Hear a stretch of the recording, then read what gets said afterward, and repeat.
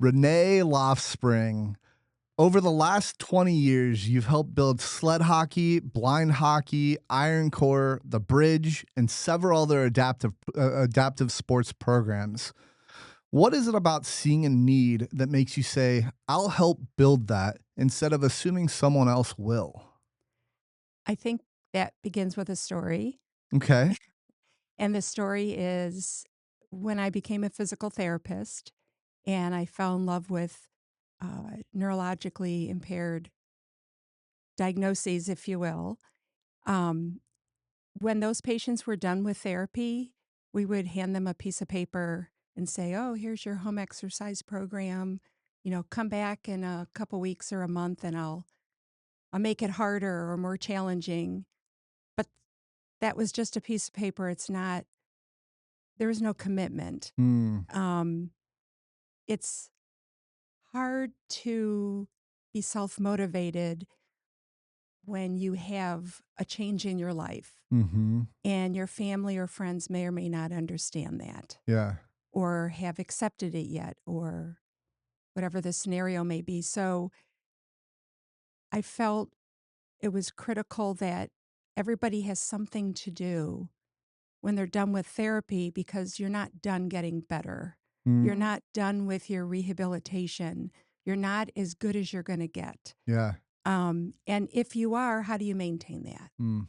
So my son, when he was 3, learned to play hockey lessons. And in order to play, you had to join USA Hockey. So I paid my dollars. And then we would start getting USA Hockey magazines. And I would look in the magazines, just kind of scan them. And I saw someone in a sled and it said, "Oh, sled hockey." And I'm thinking, what's that? So I called or emailed, I don't remember back then, somebody out east in the East Coast, and they never answered. So a year goes by, I'm reading USA Hockey magazine, and there's another article about sled hockey. I'm like, okay, this is this is really cool. I love hockey, and this is active. And look at all the stuff that people can accomplish by moving their body, getting in and out of the sled. And so I'm thinking PT and adaptive sports. Mm. That was my first thought, and I didn't know really that there were other adaptive sports in the world. I didn't know what the Paralympics were, Mm. um, so forth and so on. So I went and called someone in our district, um, the Mid-American District, which Ohio is a part of, and they said, "Well, why don't you come to one of our board meetings up in Columbus? We'll introduce you and we'll tell you what sled hockey is." Mm. I'm like, "Oh, Columbus, that's really easy. My brother and sister-in-law live up there. I'll just drive on up." So I drove on up and I walk into a room and there's this long, long table with probably 20 people. And they all stood up and applauded. And I'm going, "Oh, I'm in the wrong room. What's going on?" They said, "Are you Renee?" I go, "Yeah." "Oh my God, you have been voted in absentia. You are now the disabled hockey representative for our district." And I'm going, Whoa.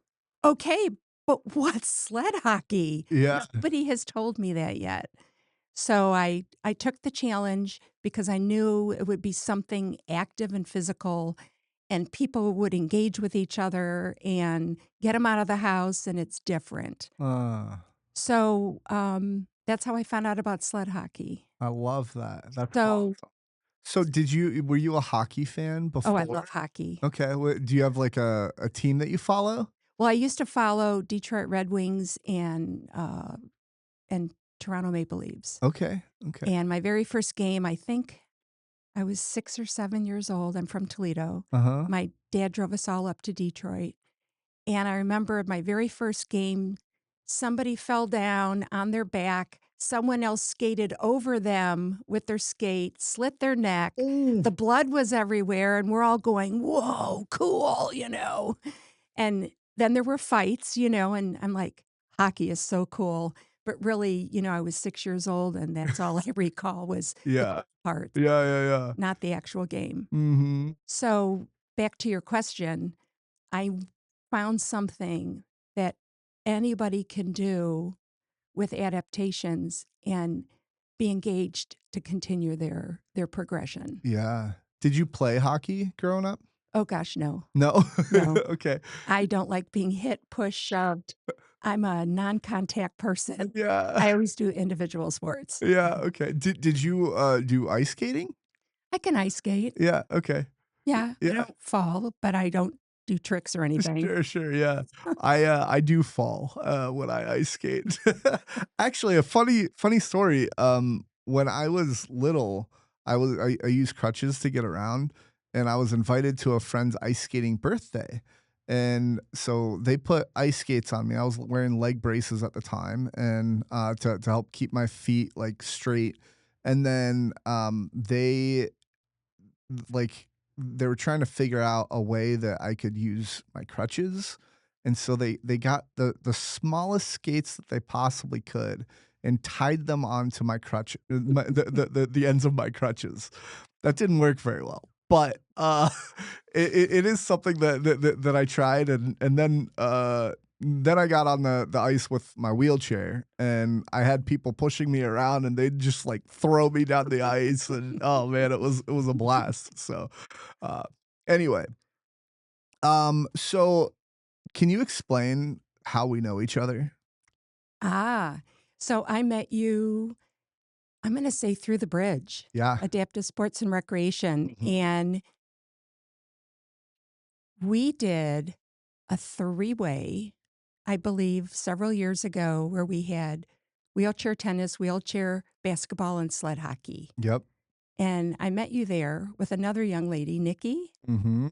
and um, we became acquaintances. Yep. And then I conned you into doing Iron Core, Yep. and we've become closer acquaintances. Yes, yeah, yeah, I also wonder if it was maybe through the Sora Expo as well. It was one of the adaptive sports events that we had that we met, but I can't trace it back to the specific one or whatever, but Yeah, I think we're both so highly engaged in the community. You don't yeah. always know like the beginning and the start of Yeah, something. yeah, yeah. We just know each other. Yeah, yeah. It's also one of those things where, like, I'm sure I heard of your name for, like, 6 months to a year before I actually met you or something, and then it was like, "Oh, yeah, you're Renee. I know all about you," and all that, so, okay, so for those who don't know who you are, what would you tell them? How would you sum you up? How would I sum myself up? Oh gosh. Um, I have allegiances. Okay. I have dreams. I have self motivation to achieve things for other people. I don't quit.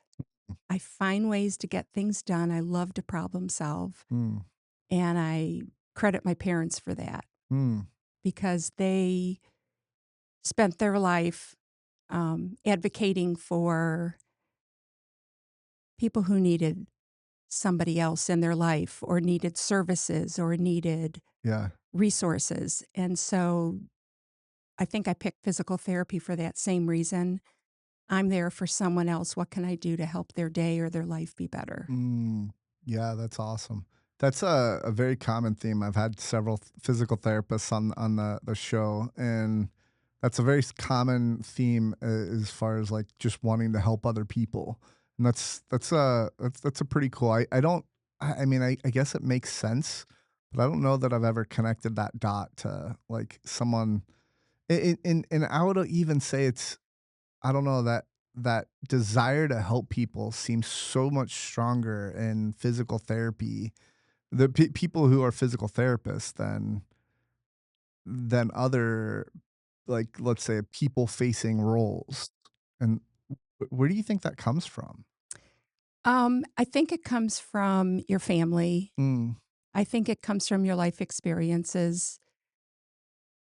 I can't go a day without wondering how is somebody doing or what can I do for someone else. I don't mean I neglect my family or yeah, my jobs or anything like that. It's innate. It's just in there. It's in my heart and my brain, and I want to know how can I improve the world because happy people make such a better world. yeah, And who doesn't want to be happy or healthy? yeah, that's so true. I love that. What out of all the other, like, let's say service industries like nursing, being a doctor, I guess like medical doctor, let's say. I think you have your doctorate, right? I do. I have Yeah. an EDD. Yeah, yeah, yeah. So like being like a traditional medical doctor, like primary care physician, like what made you go into physical therapy? Um, a couple of things. One, I went to The Ohio State University Okay. for veterinary medicine. The Oh, only thing I wanted in my life was to be a veterinarian. okay. And back then in the '70s, they had classes, introduction to your degree, whatever it was, your major. Uh-huh. And different veterinarians would come in and they'd say, "Oh, you're going to do this, and this is the environment you can work in, big animals, small animals, birds, blah, blah, blah." And then the next person came in and said, "Oh, these are the things you'll do in school, dissection, Uh-huh. anatomy, physiology, all that." And then this one person came in and they said, "Now, you're going to learn how to break bones, fix them, and then we're going to do burns. And yeah, we'll sedate all the animals and then don't worry, we put them all down when we're done." And I'm going, Whoa. No, no, no, no. I'm the wrong kind of lover of animals. And I became lost, Yeah. totally lost. I probably had 6, 7, 8 majors declared between that moment and when I actually graduated 6 years later. Wow. Okay. So I discovered physical therapy. I don't know how I did it. Um, I Yeah. love teaching Yeah. and I love the sciences. And somehow I've never had physical therapy. I don't know anyone who's ever had physical therapy. Huh. I can't tell you where it came from. It just kind of, everything just all came together. Yeah. Yeah. And I fell in love with it. And I just feel like, I hit the jackpot with what I can do with my life. Yeah, that's so cool. Okay, so another fun kind of question is if you weren't here in studio today, where would you be? Where would I be? Yeah. Um, well, I rode my bike this morning on the bike trail Okay. and I went a little too far. Oh. I went 28 miles Oh. and I haven't been on my bike in a year and a half. But I'm always like, "Oh, I can go a little farther, just a little farther." Yeah. And then right before I got back to my car, my right thigh was cramping. I'm Oh. like, "Son of a gun, I went too far." Yeah. And then I'm like walking like a monster, Yeah. Frankenstein back to the car going, "Oh." Yeah. That's great. So I probably would have, I don't know, gotten on my computer and done a Relax. website or searched more research for things for adaptive sports or done something Yeah. um, like that. Cool. Are you a researcher? I have done some research. Yeah. I have done quantitative, Okay. not qualitative. So Okay. quantitative is more subjective. I'll ask questions. I'll get a common theme, Oh. and you kind of pull it all together. My master's thesis and my dissertation were both quantitative. Oh. Qualitative is numbers, Ah. like clinical trials and things like that. Yeah. So I've done one quantitative study since in the last couple of years with some of the folks from the bridge. Mhm. And then I'm working on now with the biomedical engineer department, sort of one of the professors there, and somebody else from the bridge, Victoria Heasley. Mhm. And we're putting together a qualitative study for sled hockey Cool. because there's nothing, nothing, nothing in Literature. in the literature, nothing. So Interesting. we need a starting point. Awesome. Okay. Yeah, and from there, hopefully that all works out and we can go to other sports. Yeah. What do you hope to gain from the study? Um, my personal gain is I would love to be able to talk to coaches Okay. and say, "You've got, a young kid here and this is their shoulder anatomy at this age or chronological age. So this is how maybe we should teach them to propel themselves in the sled. Now Oh. you've got a middle schooler or a junior high or a high schooler and their bodies have changed. Now you have an adult. Mm. So how does propelling yourself change?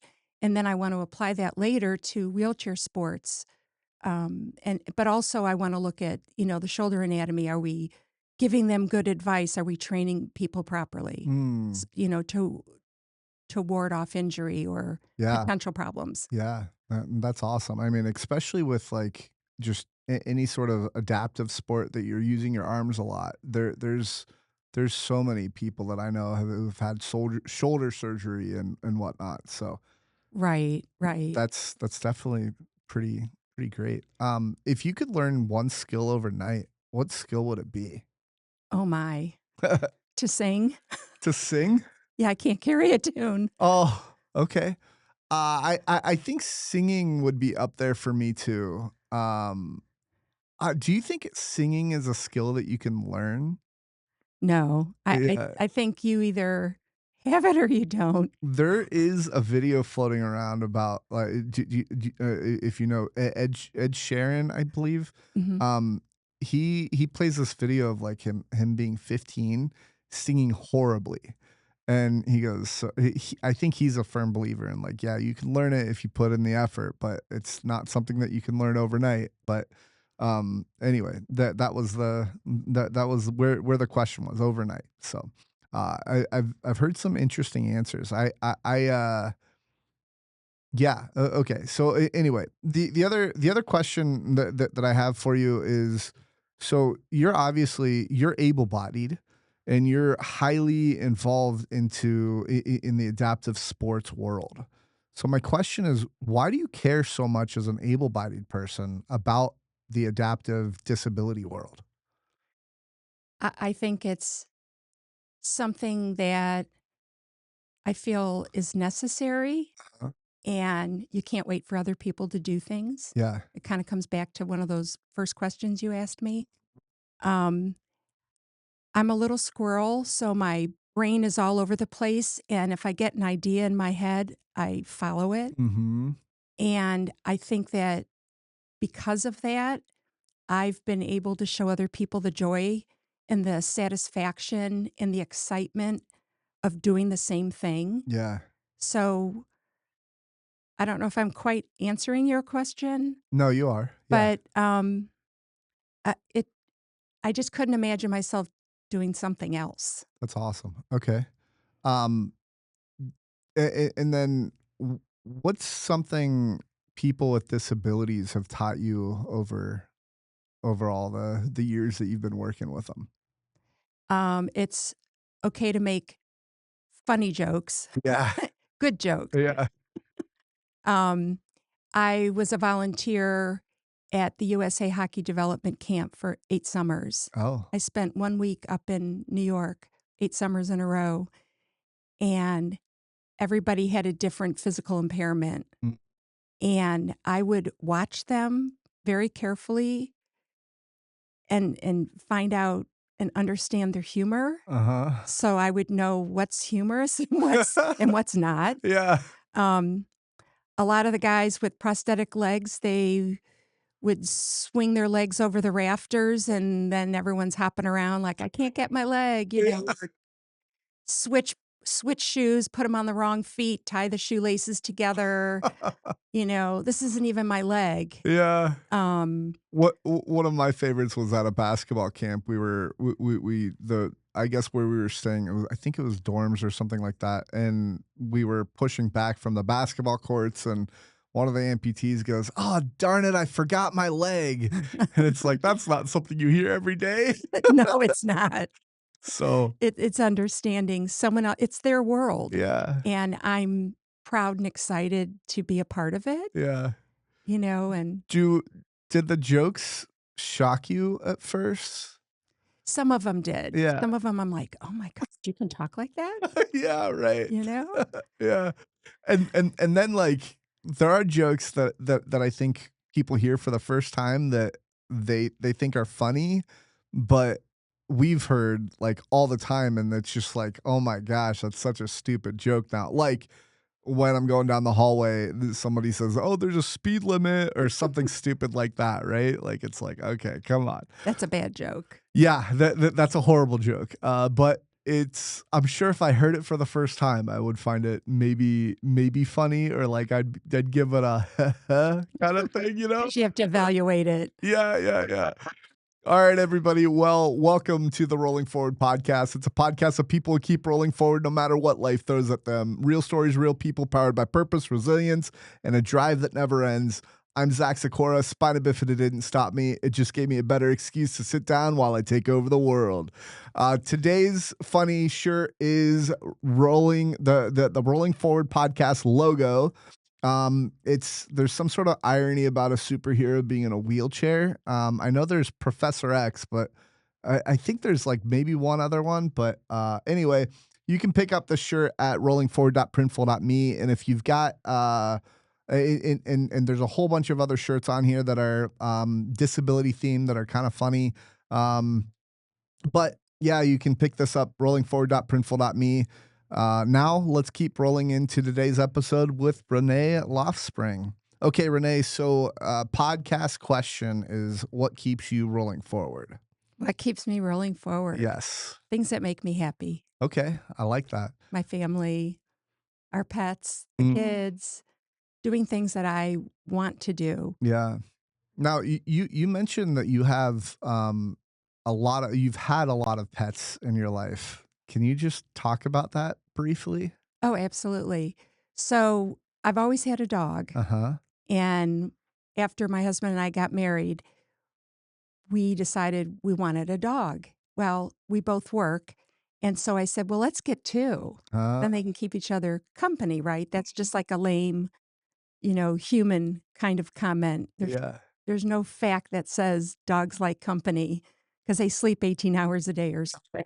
Yeah. They're gonna whatever. Mhm. So we went to Okeana, Ross, Ohio, and then we went over to uh, the east side, Beachmont area, Mhm. and we adopted a dog from each one of those because every time you adopt a dog and bring it home, you're saving another one because it gets to go into the shelter. Oh, So it's like interesting. saving 4 dogs. Okay. So our dogs have lived till 16, 17, and then we went and got 2 more, Mhm. or the overlap.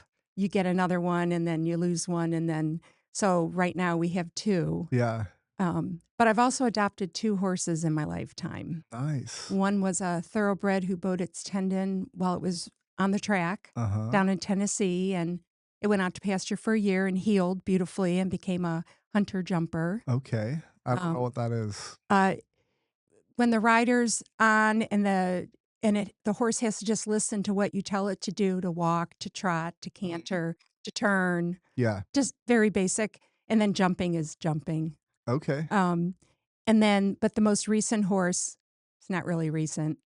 Um, we rescued him from somebody up in Canton, Ohio, who was the master of a hunt club. Mhm. He's the guy that wore the red jacket, and he'd go out with fox and hounds.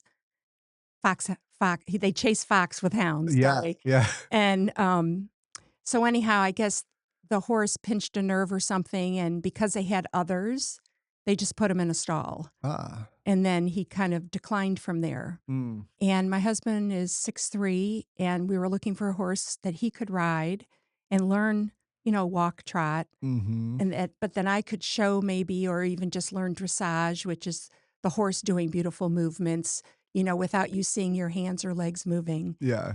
And we came across this horse.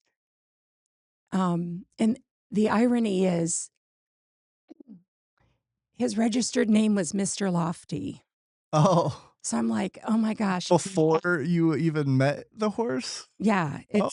that was his name. I'm going, honey, this was meant to be. Yeah. So we had Lofty about 13 years, and yeah. That's awesome. Okay, so going back to what keeps you rolling forward, what's a failure? So let me actually preface this question. So I'm my idea of failure, or my thoughts on failure has shifted over the years. I think when I was in my earlier years, I didn't like failure. I thought failure was a bad thing, and now I've shifted that to, hey, listen, somebody I heard say something like, if you're not failing, you're not trying hard enough things. And I kind of like that because, you know, if you challenge yourself, but so that you don't fail, then it's like, okay, maybe try harder things, and then, you know, you're gonna fail along the way, and then you learn, and it's there's so much about failure that I embrace now, let's say. Um, so my question is, what's a failure or disappointment that changed how you approach life? I think my failure was my not knowing that I have an attention deficit. Oh, So, for example, I went to University of Pittsburgh for PT school, mm-hmm, and I would compare my notes to somebody else's, mm-hmm. and I would look and go, "You have like 5 more pages than I do. What's going on here?" So I would copy all of theirs, and then I'd put it up to mine, and I'm thinking, "Dang, what's going on here?" You know, I didn't leave. I didn't go to the bathroom. I I stayed in my seat the whole time. What's going on? Yeah. So it didn't really affect me until my first job when I the attention deficit caused me to hyper focus. Mhm. And so I missed things around me. So I went and got feedback and I practiced and practiced and practiced. And now I tell other people um, my strategies. Mhm. I have strategies. So I almost will never fail again, Ah, missing something. But you always have those blinders on. It's not something you can always do something about right. with an attention deficit. I've never been formally diagnosed, but I have an awesome, super close friend who has like 50 years in speech therapy and goes, Renee, you have an attention deficit. I go, I trust you. Yeah, yeah. So I have to be super careful how I do things so I can be successful. Mm. What's, can you name a few of those skills that you've learned along the way? By the way, I was diagnosed probably in 4th grade with ADHD, so, I think I still have it in my adult life, but I've definitely, you know, done things that have helped me, let's say, reduce the effects of it. So, Yeah. what are some of the skills that you've learned? Do not get exhausted Okay. because then you Like like like stay up way too late, okay. get up really early habitually. Yeah. Um, I mean, everybody's gonna stay up late, 4th of July or New Year's Eve or something, but it'll add up if you keep doing that. Yeah. You start having word finding and you become forgetful and don't notice your environment as much or the cues from the environment. I'm a Post-it note queen, so my Mm. desk has shingles. Oh, cool. My Okay. Post-it notes all look like shingles, but if I write it down, somehow it goes in my head, and then I can just rip off my Post-it notes, or I make lists, Yeah. and I'll cross it out with a yellow highlighter, and I'm like, "Oh, I'm accomplishing something." Yeah. So I have a whiteboard, and then if I erase along the way, something that makes me see I'm making progress Mhm. through the things that I wanna make sure I do. Yeah. I use my phone, I use my timer and my calendar. External cues have helped me tremendously. Mhm. Yeah, I find external cues help me so much. Like, for example, if I have something, let's say, that I want to bring to the studio, I will, like, put it in front of my door, to my house so that when I leave, it's like, "Alright." Yeah, that's exactly what I do. My husband puts things away. I go, "No, put it back. I won't remember." He goes, "Renee, it's in the cupboard," but I don't see it's Yeah. behind the put it back. Yeah, and I'm curious if you have this as well, but like, you know, I have I struggle with like if you're not in my vicinity or like in my life in some way where I'm like going out to see you, um, I I I I struggle with like long distance friendships, let's say, and it's really hard for me to like manage it, and it's funny because like I'll call my parents and they'll pick up their phone and they're like, "Where are you driving to?" Because like that's the only time that I think like, "Oh, I should call my parents," or I'm just like too distracted to call them when I'm like doing other things. Right. A lot of times I have a lot of my thoughts when I'm driving Uh, because something will cue me in. I'll see a billboard or somebody's bumper sticker or something, and I'll think, ah, that reminded me. yeah, And if you don't do it then, yeah. right. But kind of out of sight, out of mind, Mhm. it's really very true. Yeah, it is. So Yeah. Do me a favor, pull the the mic. No, push it this way. Yeah, there you go. there we go. A little bit too much. Sorry. Yeah, that's perfect. Okay, Okay. thank you. Okay, so yeah, I love the ADHD discussion because like yeah, so let me ask you this. So when did you first realize that you had ADHD? When my girlfriend told me, How long ago was that? mm, 20 years, Okay. maybe Um, 30. No, I've been a therapist over 40. So I'm going to say around 30, yeah. 30 Okay. to 25. So one of the things I think about a lot is I I think when I was a kid, I blurred the lines between my actions that were, let's say, ADHD prone, and then my personal accountability, let's say. And so I'm curious what you think on this. So it wasn't until I got like a full-time job, and like I was late a lot, and so they basically were like, "Hey, one more and you're fired." And I was never late again.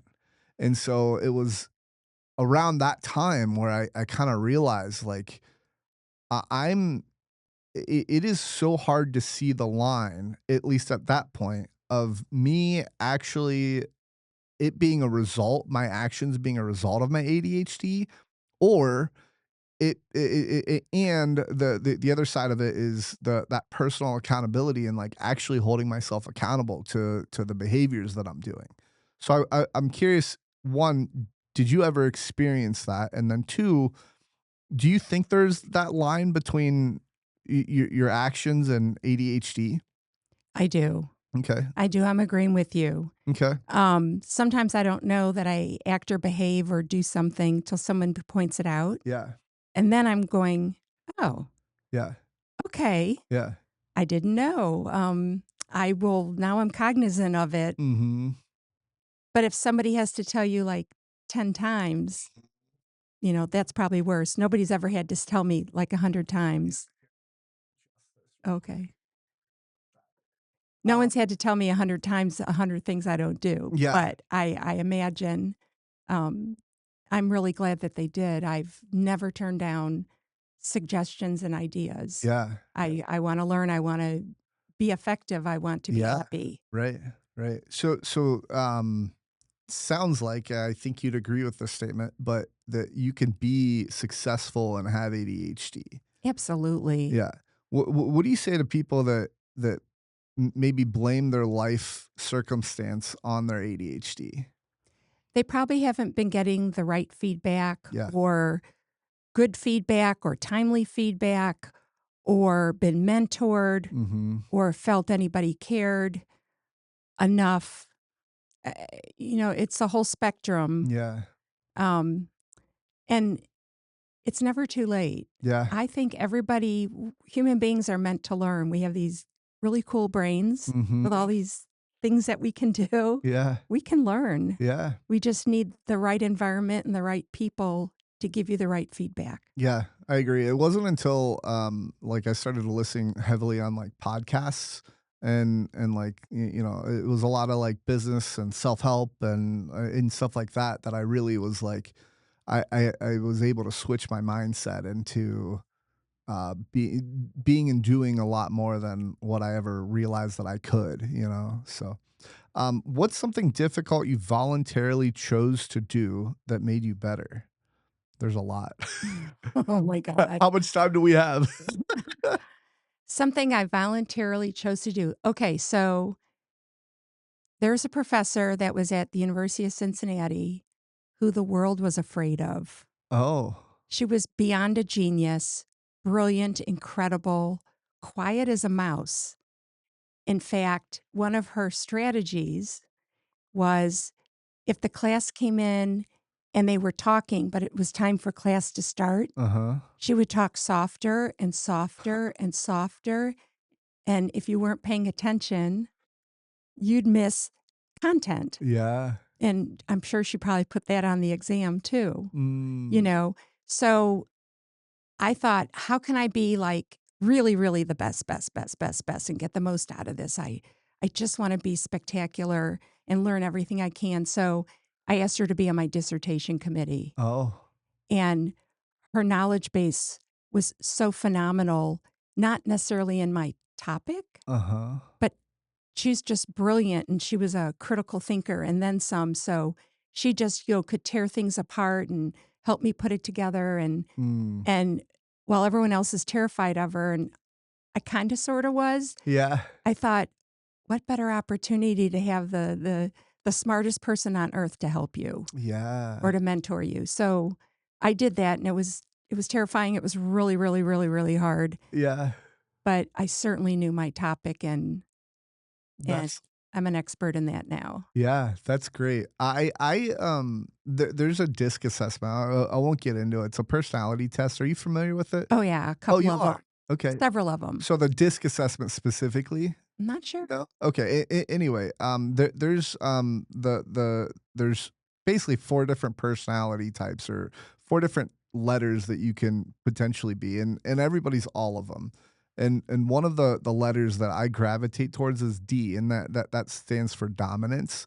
And usually D personalities are ones that maybe are a little bit rough around the edges. We'll say it how it is, stuff like that. I really gravitate towards people like that because I know that most of the time they give feedback like that. It's not malicious, right? It's to make me better. Right, And so I really like that kind of I don't know, that process. And it's great that you kinda like went and y people were running from this person, but because this person you recognize that they had this knowledge and they were blunt and honest, and you're like, "Hey, that's just gonna make me better." So, anyway, random thought that made me think about that. Um, have you ever felt tempted to slow down and enjoy retirement? good question. Yes, Okay. but I keep finding things that I want to do, Yeah. and I'm not ready to slow down. Yeah. So I know I keep talking about my parents. My parents were so wonderful. Please do, yeah.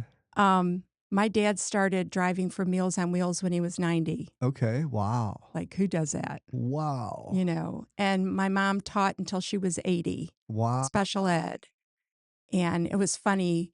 She started to slow down so she had borderline behavior, low IQ students, fourth, fifth, and sixth at this elementary school in Toledo. And I think she was around 80. My recollection may not be perfect, but um, she had to get down on the ground because somebody was having a temper tantrum Oh. or behaving poorly. And she knew the technique and the method. Mhm. But once she got down, she couldn't get back up. Oh, no. So she said to the kids, "See that phone over there? Go call the office." And they're like, "No, no, Mrs. Gaines, you said if we ever touch that phone, that'll be the end." "No, this is an important time to." She's like, "Oh my God, they paid attention." Yeah. But somebody had to come in and help her off the ground Oh. because she couldn't get back up. So they just had so much drive, and I saw the joy and on both sides, the giver and the taker, and I just I've always just loved that. Yeah. Yeah, that's awesome. So I'm not ready to retire, um, except I get to kinda do what I want Yeah. now Yeah, in right. my retirement, Right. so I'm not complaining. Yeah, that's awesome. So I'm a big, purpose, person. And I like to talk about it on the podcast. One of the reasons is because I feel like in my 20s, I didn't really like my purpose has massively switched since then. And one of the things in my 20s was like my goal was completely different than now. And so I'm wondering like how do you think one finds purpose? Like you seem like you live a pretty purposeful life. So how does where does one start if they lack purpose or maybe have tried but can't find it? What would you say to that person? I tend to use Maslow's hierarchy of needs as my model. Okay. I've I always go back to that. Okay. Um, whether someone's had a catastrophic change in their life, physically, cognitively, um, whether they have no purpose in life, the bottom of Maslow's hierarchy needs is really just belonging and having the basics in life. Yeah. Once you have the basics in life, you find just one person that truly believes in you or will stick by you or will be your mentor or will be your support, will be that somebody that helps you then decide, now I'm ready to listen and learn. Now I'm ready to do something. And that person is still there Yeah. that can help be the energy or help you find your energy to do what you want. Mm. So I think people can't do things on their own. You've got to have that other person somewhere in your life that believes in you so you believe in you. Yeah. And find something that what my husband used to say, find something that knocks your socks off. Yeah, yeah. That's really solid advice. I like that. The find a mentor. One of the things I do with my friends is we do like goal setting and like, all right, what are the top 2 to 3 goals that this week, this month, this quarter, this year that you want to accomplish, and what are the steps? Let's break down the actionable steps to get there. So like even if it's not a mentor, it could be a friend that you work with, a parent, a sibling, anything. So yeah, I I've thought about this question a lot, and that's not necessarily been, let's say, top of mind for answering, and I think that's a really big miss on my part to not say that. You're right. I think coordinating with somebody and doing it with somebody is critical. And I think that's the premise for Big Brothers Big Sisters, Yeah. all those types of Cincinnati Public Schools has corporations or companies that work that whole concept. I think it's all the same. There's an It's just a different scale. there's an organization, you might have heard of it. It's called Iron Core. Yes. They kind of adopt a similar philosophy, like Renee. We'll talk about Iron Core later, but Renee is you're the founder, the a co-founder is what Co-founder. you would say, right? Yeah. Co-founder of Iron Core, which I've had Brooke on the show, and Dan, and they're all involved with Iron Core. So anyway, okay. So let's talk about your physical therapy journey. So I think I said this earlier at the top of the episode, but you spent 40 years as a neurologic physical therapist. For those who don't know, what is that, first of all? Um, I am not a certified neurological physical therapist, but the field that I spend 90 or more percent of my time in since I graduated PT school was people who have brain or spinal cord involvement, Ah, degenerative diseases such yeah, as multiple sclerosis, Parkinson's, ALS, Huntington's disease, Kennedy's, muscular dystrophy, things like that. okay. Um, and then it involves assistive technology, wheelchair seating, wheelchair fitting, things that help people move and become independent. Ah, And then, you collaborate with occupational and speech therapy and anybody else that hmm, that can help fill in the cracks of what somebody's needs are. interesting. Okay. And so we kind of talked about the origin story of that. Is there anything else to add to the origin of how you got started with that? Or is that, did we answer it? I think we answered it pretty well, right? I have one more thing to Oh, say. okay, great. So Let's for go. all those people that think they can't do what they want to do, Mm-hmm.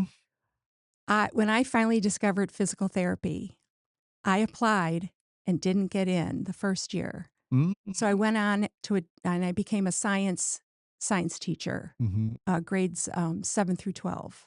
Oh, And that's what I did for the next 2 years. yeah. So then after I graduated from being a science teacher, I applied again for physical therapy at a couple of schools, didn't get in. Oh, So during the summers, I would take the coursework. I went to people and I asked, what do I need to do? What do you think I need to do?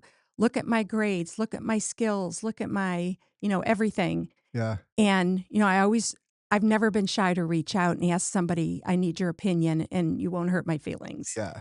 And so finally, um, my third year of teaching, I applied again and I got into two of the schools and Oh, I picked University of Pittsburgh. okay. And of course, that's when I found out I had a attention deficit, Yeah. but I got those notes copied, Mm, yeah. and here I am, over 40 years. I did a master's with a master's thesis, wrote a dissertation, got a doctorate. So I think I had to figure out how I learn and what I'm about and how to make it how to make myself more successful, Mhm. and I think that led to that. What's one study habit you learned that really helped you out? Oh my, you're gonna Do you hate remember? this. Oh, yeah, I do. Okay. I rewrote my notes like 80 times, Oh, and okay. then I would take out all the filler words, Yeah. so I kept whittling it down from everything I wrote down to something more succinct, Oh. and then I would get back in the day, there was no computers, Yeah, right? yeah.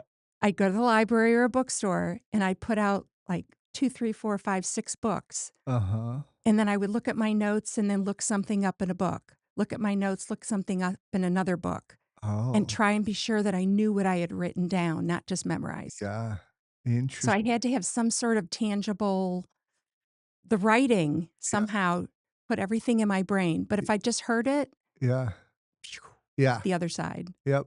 it was Same gone. same for me. It's, I definitely it helps writing things down. I was never a good note taker, and yeah, you're right. I think that method I I would learn, but man, it's such a tedious process that I don't I never adopted that in any of my studies. It was more like I think flashcards was what really helped me out, especially in like Spanish class and stuff like that. So, um, okay, tell me about a patient that you'll never forget. Oh, gosh. You're most impressionable when you're a new graduate Okay. or within your first couple years, Mm-hmm. and there was this wonderful, wonderful older lady and her husband, and they worked on a farm, and she was riding in the back of the truck. I think they were hauling hay or straw, and she fell off and landed straight on her head and got what they call a central cord syndrome. Uh-huh. And one day I was working with her and she said to me, "You know, you're my angel." I said, "I'm your angel." I said, "I can be an angel." You know? Yeah. I go, "But you're an angel for calling me an angel," Yeah. and I Yeah. didn't know where she was going with this. She said, "Nope, nope, nope. I had a dream and you were in it. You were the angel that rescued my life, that Wow. gave me purpose again." And so we kept in touch for as long as I can recall. Oh, And she passed away from medical issues, but yeah. um, you just don't forget someone that gave back the same kindness. And being a new graduate, I was, knocking myself silly trying to give her the best of the best Right. treatment every time I was with her. And yeah. Hmm. That's awesome. Do you think in the physical therapy world, I mean, I would think people are at maybe a lower point in their life because they're coming to you to get, physically better and stuff like that. Um, do you think people express appreciation to physical therapists as much as maybe physical therapists would like, or do you think it's more negative? Like what's the vibe with like the majority of clients, let's say? So I don't look for any thanks. Oh, Honestly, I want each day to be productive, the person to be happy, the person to feel and see their accomplishments. Mhm. I see two different kinds of clients, we'll call them clients. Yeah. Those that haven't figured out or haven't learned how to handle the catastrophic change in their life Mm. for whatever reason. Um, and then there's those, I can think of two people right away who instantly were like, well, let's get going. This is what I want to do. And this is what I'm doing. Actually, I can think of three people. Yeah. And you should interview all of them. Okay.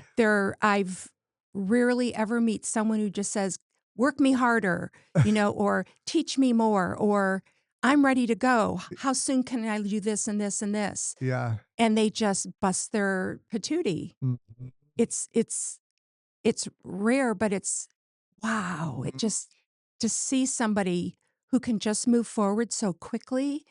I often wonder, well, what are they like at home? What are they like with their mom or their significant other? And I'm finding out those are those unusual ones that just keep going, and I'm in total wow Yeah. because I think I'd be a really lousy, crappy patient. Mm. If it was me, I don't know that I would have that inner strength Yeah. Yeah. and that foresight Mhm. to look ahead. Yeah. What, so I talked to Brooke about this too. I'm curious what your thoughts are. So there's a like YouTuber, TikToker, something like that, and he's paralyzed. And I don't know if it's a shtick or if if he's really serious about this, but he posts these TikToks, these short videos of like day 193 of teaching my body how to walk again, right? And he's paralyzed. And so like I do know that some people get paralyzed and then they're able to walk later on after some work. But where do you think that line is for like I guess when to go a different direction and set your sights on something else that's maybe more obtainable?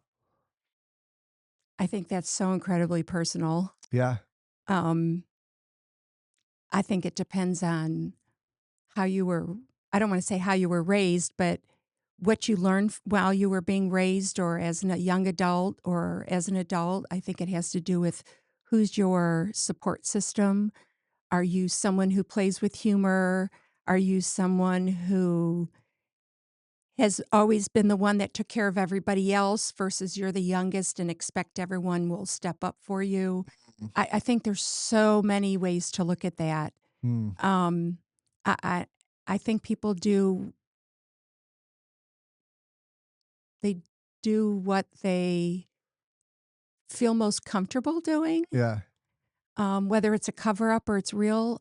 And so yeah. I think that's a really difficult question. It is, yeah. And I'm not expecting you to say, "Oh, yep, here's the line, by the way, for everybody. This is a one size catch all." Like Yeah, no. that's not it at all. And I think that's a great answer. It depends on the individual and all that. But I do think as a physical therapist, you do have to push your patient sometimes. Oh, absolutely. We want them to achieve the most they can in the time that unfortunately insurance companies give you. Yeah, And then you want them to know that you're not leaving the clinic the best you're going to be. yeah, You now have a new baseline.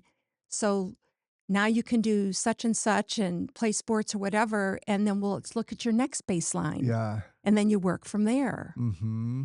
Have you seen on Facebook? There's this English group, British group, Okay. um, and they're always doing super funny, hysterical things. Okay. Um, I'll have to give you the name of it, but they can do it, because they all have a different disability. Oh yes, I've seen that. There's From England. oh yeah, it's hysterical. Like Yes. there's a guy that, like, doesn't He lays flat. yeah, yeah, yeah, Yes, yeah, yeah. yeah, yeah, I've And definitely we seen just laugh they're and, hysterical, yeah. you know, I don't remember what their names are, but it, or it's what a, their it's a, channel name is, but right, right. yeah, they're funny. And then there's the group, the Rolettes, Okay. Oh, yeah, that that's like all do the dancing. Yeah, dancing. oh, yeah, that's so Oh cool. my gosh, so people channel their their energy and their excitement and their passions just in different ways, Yeah, yeah. and it's all wonderful. Yeah, yeah. I was telling you before the podcast that like I'd like to do more content that's like outside of the podcast. I really enjoy creating humor in humor podcasts. Like I did one of the shorts that did really well. Was it was guess the wheelchair user. Have you ever seen those Mm. on socials? So it's the I think the original one, I could be wrong. The one I saw initially was a guy and a girl, a guy sitting in an electric wheelchair and a girl standing, and it says, guess the wheelchair user. And then it cuts to the girl in the electric wheelchair, and then the guy, he's just leg flat on the ground. Oh my, I love that. Yeah. So That's wonderful.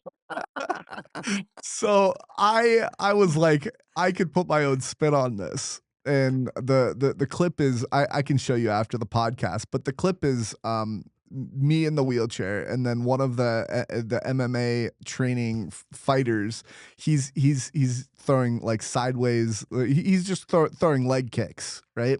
And so then, you know, because I can walk a little bit, I get up and I try to throw the punch, or no, throw the kick. And you know what's really interesting is I found that hysterical myself, but like, and it has I don't know, probably 300, maybe 400,000 views on Instagram.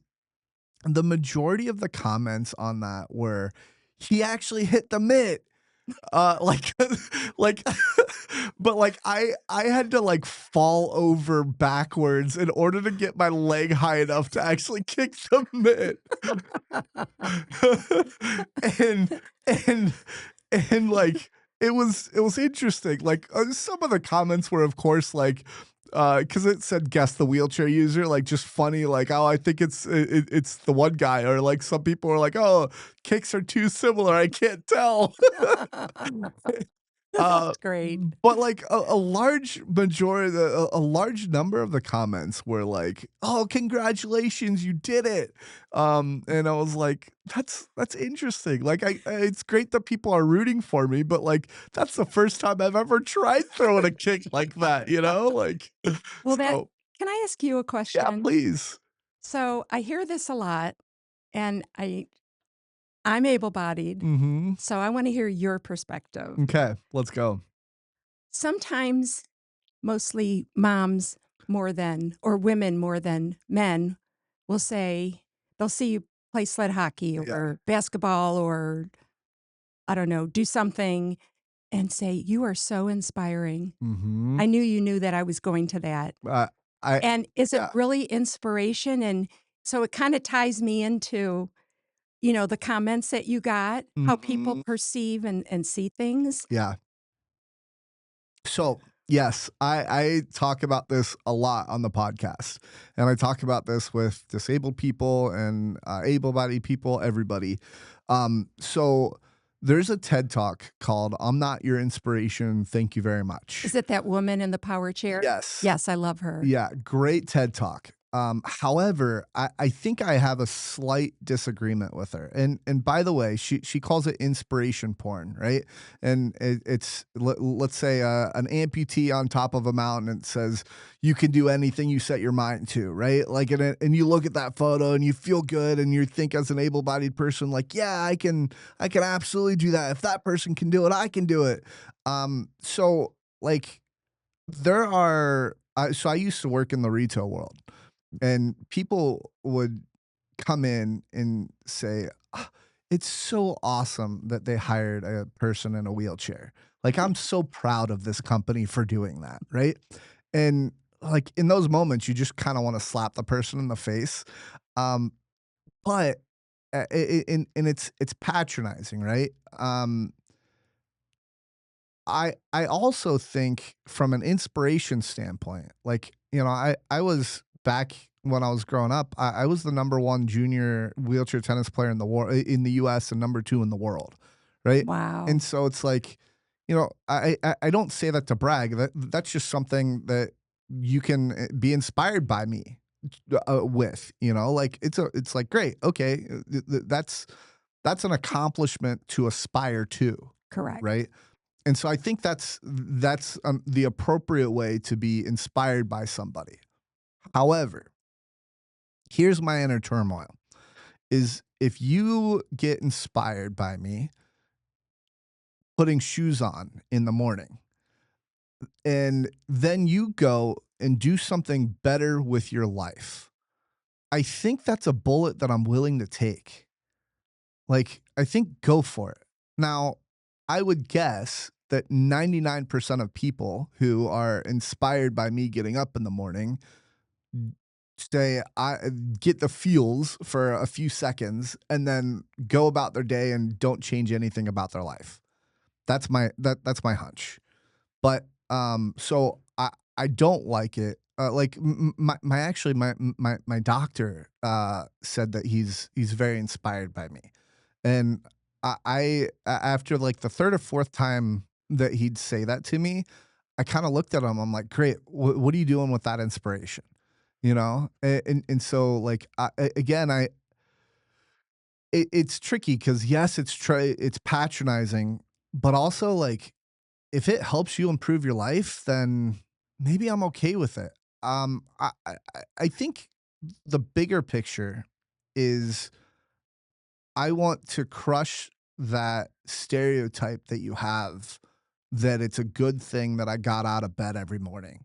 There's another person that I recently saw a video of, and she got in a wreck, and I think both of her parents and her brother died in the wreck, and she lived.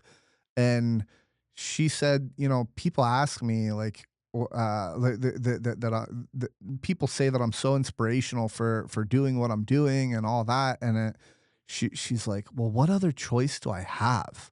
Like, I could go lay in bed, wallow in self pity, and but like, what kind of life is that? Like, nobody's gonna like a life that you're laying in bed doing absolutely nothing with your life.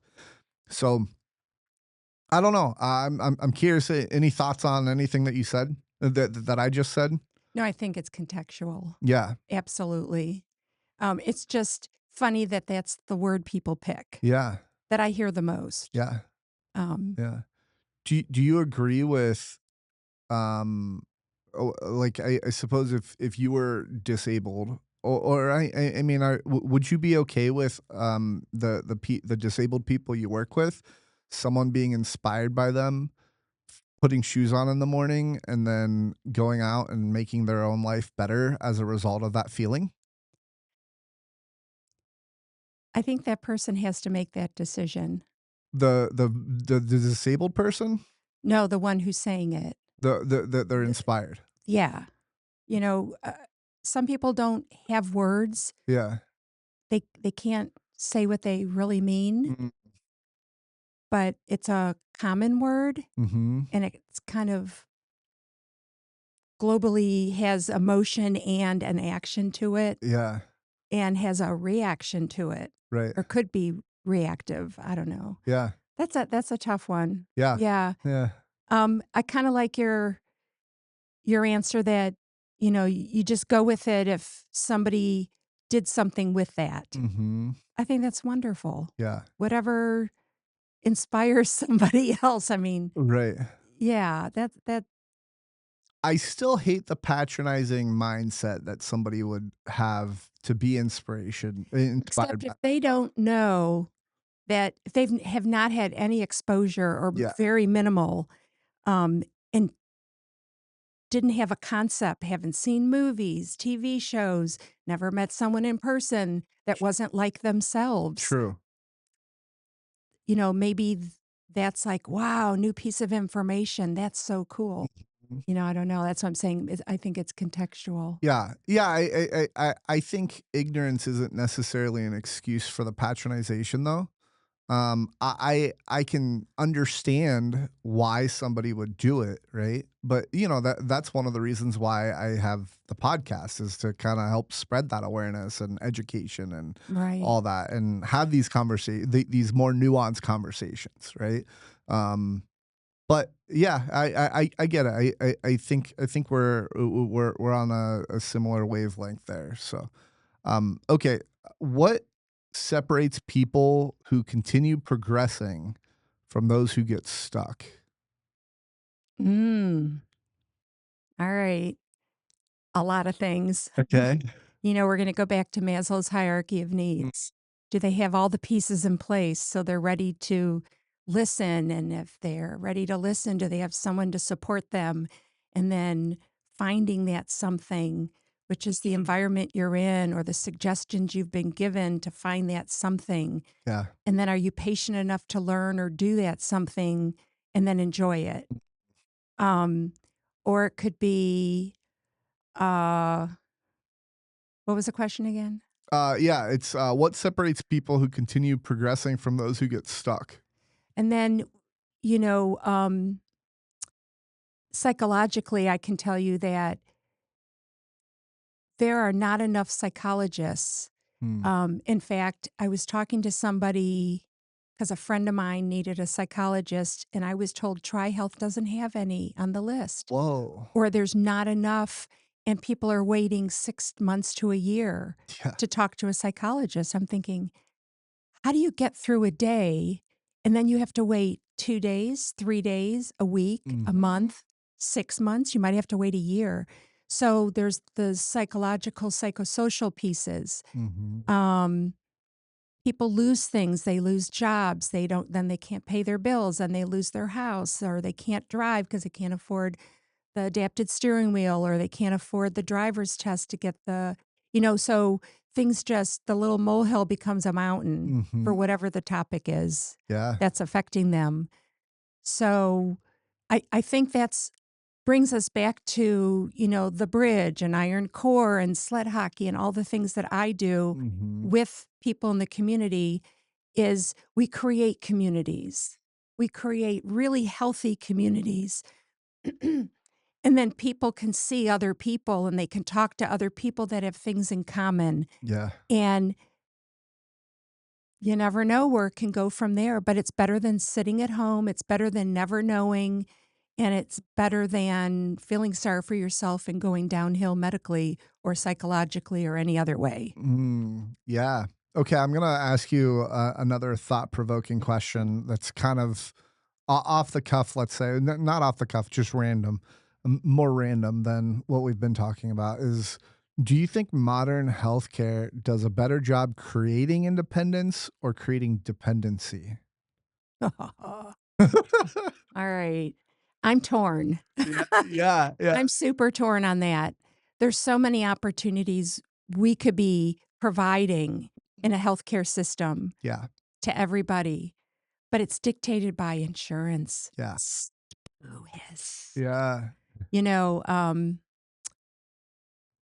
it's and then it's dictated by how long your session is. So yeah. there was a time when we had an hour with each person, whether it was a neurological or orthopedic, and then it was cut down to 45 minutes. Then it was down to 30 minutes. Mm, We'll take a 30-minute session, 5 minutes to walk in and walk out, 5 minutes to say hi, how are you, and set up. yeah, Wow, I got 20 minutes, yeah, you know, and it's just, it's a frustration of mine. yeah, Um, I think that's rampant across the country. yeah.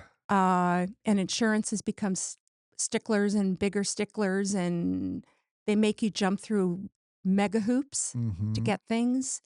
Um, Yeah.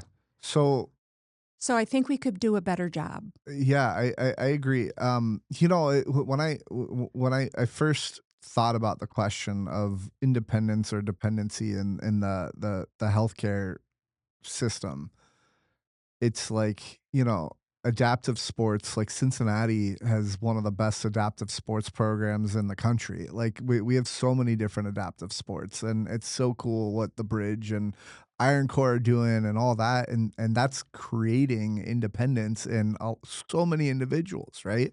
But you're right. We are kind of at the whim, especially like, man, You were talking about time to get into places and stuff like that. Like when I was having these head issues, it took me like 2.5 months to get into an MRI, and then like 3 4 months to get in to see a neuro-ophthalmologist, and I'm still waiting for that appointment to get to that appointment. And then like I don't know, other things along the way have been like, oh yeah, this is 3 more months out after another referral from a doctor, and it's like it's it's mind-boggling how that is. But the other thing from a dependency standpoint that I've thought a lot about is I'm a big functional medicine person of like, let's get to the root cause of things, and instead of like, "Oh, you have this symptom, let me prescribe you medication," which creates that dependency, right? And it's like, um, man, there's so many different avenues you can go with this question that it's like, I mean, we could probably have a podcast on, like if we brainstormed like just different topics around this, we could probably have a whole podcast about it. So, you can pull it down. Okay, Yeah. Uh, yeah, pull the top. Yeah, there you go. like that. That's better. Yeah. But yeah, it's kind of interesting. I was kind of curious. I mean, because you've been in the in that world a lot more than I have. Right. So I think it depends on the person's support system. Here we go again, right, Yeah, with the list, right? The support system, the insurance. It depends on what the pathology or the limitation is. A sprained ankle versus spinal cord injury. yeah, All those, there's just so many different factors.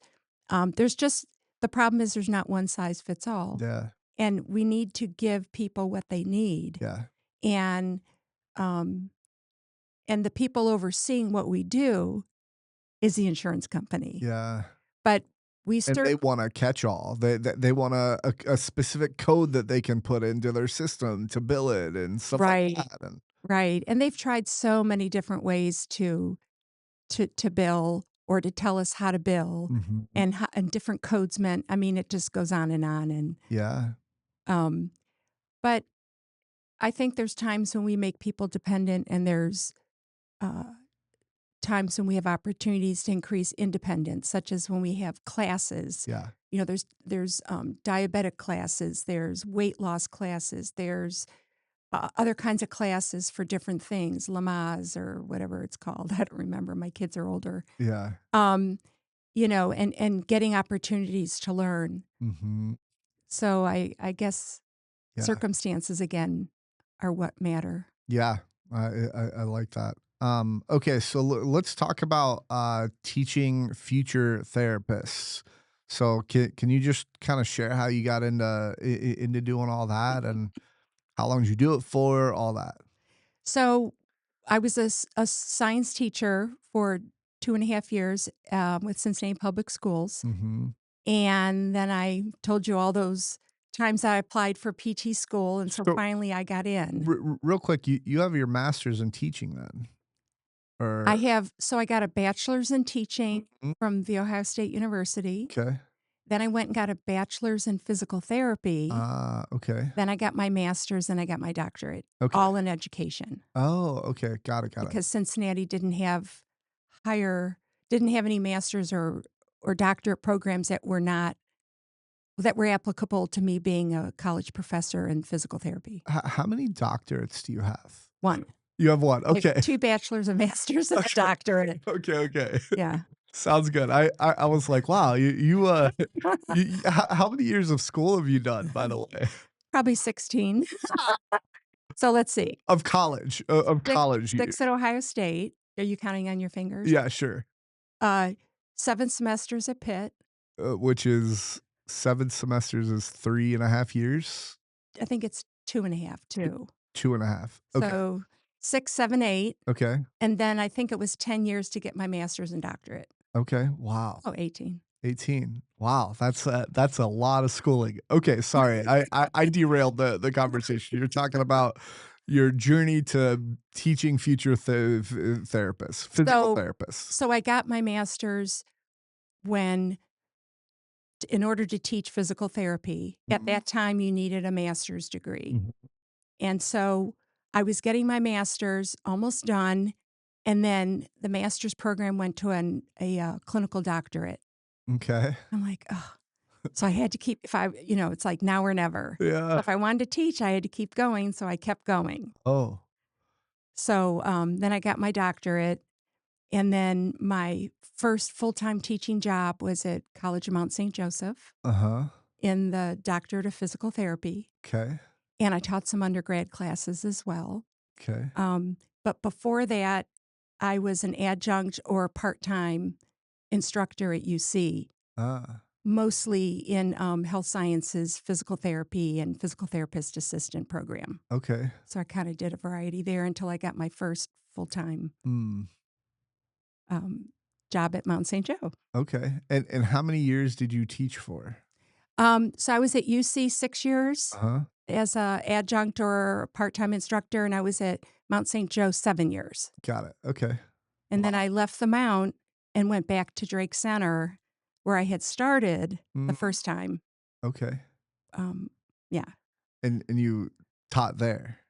No, Drake Center was a rehab center, Okay. a long-term care, acute care Yeah. rehab center. Okay. I kind of had the vision that maybe you like trained along or like trained students there or something like So that. yes, yes. So when my very first job out of PT school was Bethesda Oak. Okay. So I'm done teaching, Yeah. then I go to PT school, and my first job after I graduated PT school was Bethesda Oak. Uh, And I switched between acute care and the rehab unit. mhm. Um, and then end of my first year, beginning of my second year, I started being assigned students from schools Okay. that had physical therapy. Mhm. So from then on, I always had students throughout the year. Mm. And then they would either shadow or I would mentor them. I was their I was their instructor, clinical instructor. Okay.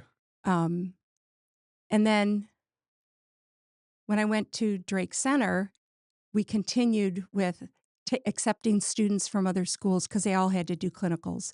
Ah. So I've pretty much always had students, whether they were in the clinical setting or the academic setting. Got it. Okay. Interesting. Yeah, and now again, we're gonna get into the bridge, but the bridge is kind of the clinical setting, I suppose, right? And Uh, it's not quite clinical setting. It's more like helping work with adaptive athletes.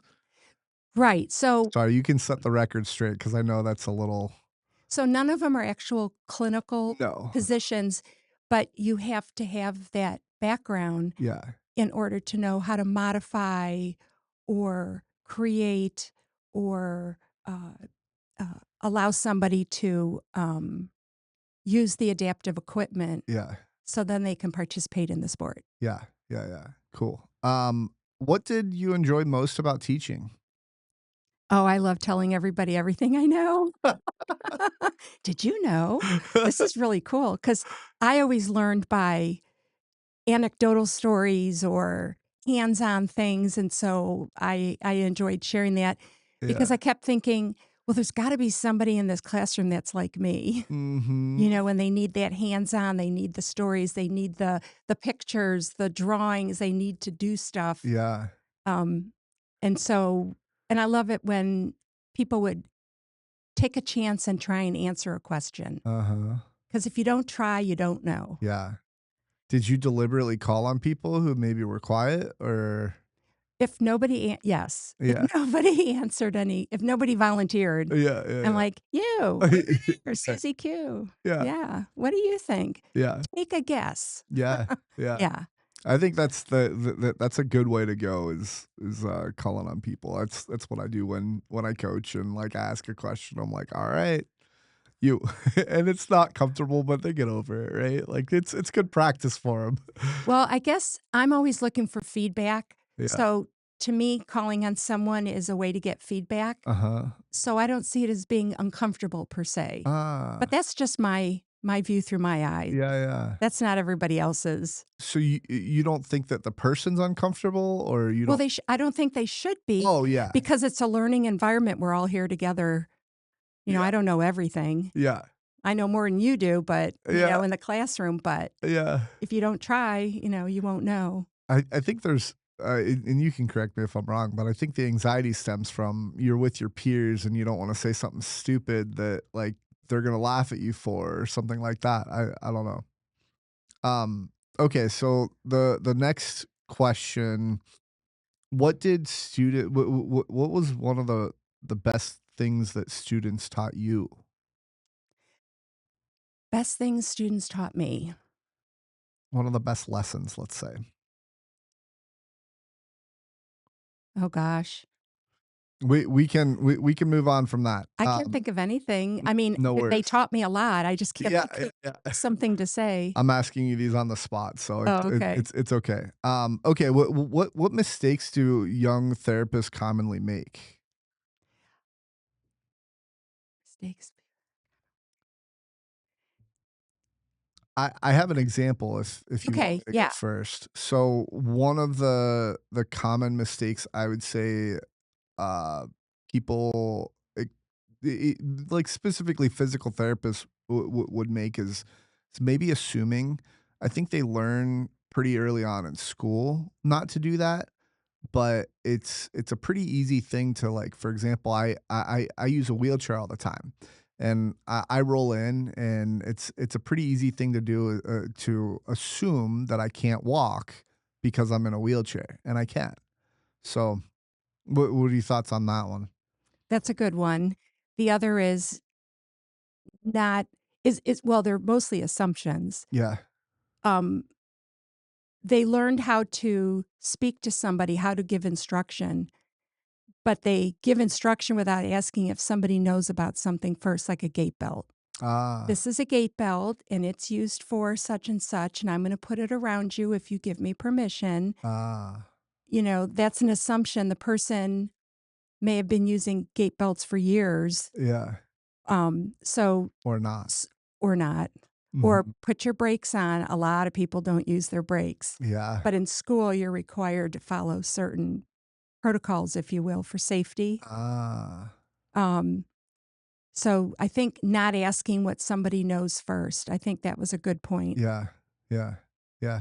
Um, yeah, that is interesting. I'm sure there's a lot of things that, like, do you one of the other things, so I used to work at a retail store, and one of the things that we would do is teach our employees about the products and whatnot. And one of the very common new things that new employees would do when they're talking to customers is word vomit everything that they know about the product. And so my question is, is that something? Is that translatable for physical therapy? Like, is that common? Like, they just, I would picture them word vomiting maybe words, like technical words that nobody really cares about, or something like that. That's a big deal. Hmm. Um, I know when I was teaching, we would practice. I'd say get your roommates or somebody who's not in healthcare and practice giving them instructions and Yeah. see if they look like a deer in the headlights or they're following along. Yeah. Yeah. Yeah. But yeah, and then time management. If you tell someone too much about one thing, they've lost what is it you're even telling me and why. Oh yeah. So Mm. yeah, word vomit. That's a good one. Yeah, yeah. That's I don't know if I called it that then, but, like, yeah, it's word vomit. It's like you're just putting out words that is whatever. But okay, what do students do today that is better than maybe prior generations? Oh gosh, I haven't had students in over 10 years, Okay. so I'm really out of the know. But They seem more savvy. okay. I look at Brooklyn and the folks that come in from Iron Core. Yeah. They're very savvy and on top of things. Yeah. And they've learned how to juggle their time. Mhm. Um, they don't seem as timid, Yeah. and I think they ask more questions. Ah, okay. But I don't have any students per se, but those 40 the 40 physical therapy, occupational therapy students we have in Iron Core, those are who I'm describing. Yeah, sure. Yeah, that's primarily who I've worked with in the recent years, let's say, and they're great. I love Iron Core, It's so really amazing. I watch them and I'm thinking, dang, I wasn't like that. yeah, How come? yeah, right, right. Um, if you could redesign PT education, what's one thing that you would change? Oh my. Um, I I don't know. So I think I'm not caught up on it as well because I haven't been doing that for a long time, but I know that when the students come to us, they know book stuff. yeah, I think maybe they need more time to actually meet people who yeah, have impairments and just be comfortable talking, hmm, which is why we did Iron Core. yes, The whole point was, you know, meet a new population of people who, ha ha ha, they're the same as you, yeah, just move differently. yeah, But break down that little barrier. yeah. Yeah, Yeah. Yeah, I think Iron Core is a great example of that, especially with like the upperclassmen being paired with the lower classmen and like them kind of helping take them under their wing, if you will. So yeah. right. And one of my famous lines is to teach is to learn twice. Mm, And that was I wish I could remember the woman who said that, and it was actually in my dissertation. hmm. It's absolutely true. Every time you teach, you figure out what you know or don't know, Yeah. and you learn it better. Yeah. Interesting. Yeah, that's true. Um hopefully, people have seen that evolution with the podcast. So as I Yeah. get more and more guests and whatnot. So, but so the next, what is something every new therapist thinks is important that maybe actually isn't? Oh gosh, Is there an if you don't have an answer, we can move on. But I was just kind of curious about that. that they think is important. But isn't I have no idea. okay. No worries. Okay, let's have a little bit of fun and go on to the wheelie bad jokes segment. Okay. So here's how wheelie bad jokes works: is I am going to tell you a wheelie bad joke, and I want you to rate the wheelie bad joke on a scale of 1 to 10, 10 being the best.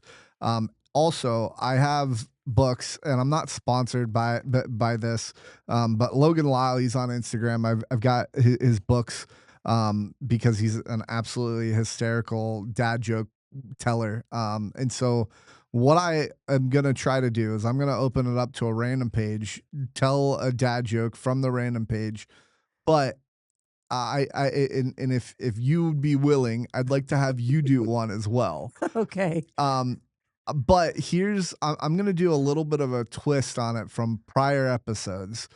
I want to I want both of us to look at the joke, but then try to say it from memory, looking at each other, All right. not reading from the actual book. Okay. Okay, so take your pick of book first of all. That one, okay.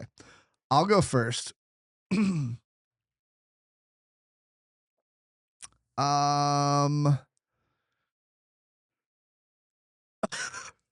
Okay. This is a good one. Okay.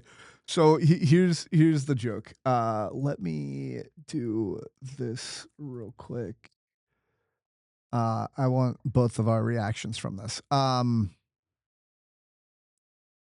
Looks like Freddie Mercury. Yeah, I look like Freddie Mercury. Yeah. Okay. Okay. What's the difference between a duck and George Washington? I have no idea. One has a bill on its face, and one has a face on a bill. That's a preschool funny. Yeah. Yeah. Okay. Your turn. Wait. How would you rate that one? Oh, 4. 4. Okay. Yeah, yeah. It wasn't my favorite, but I yeah. like puns and stuff. Yeah. Um,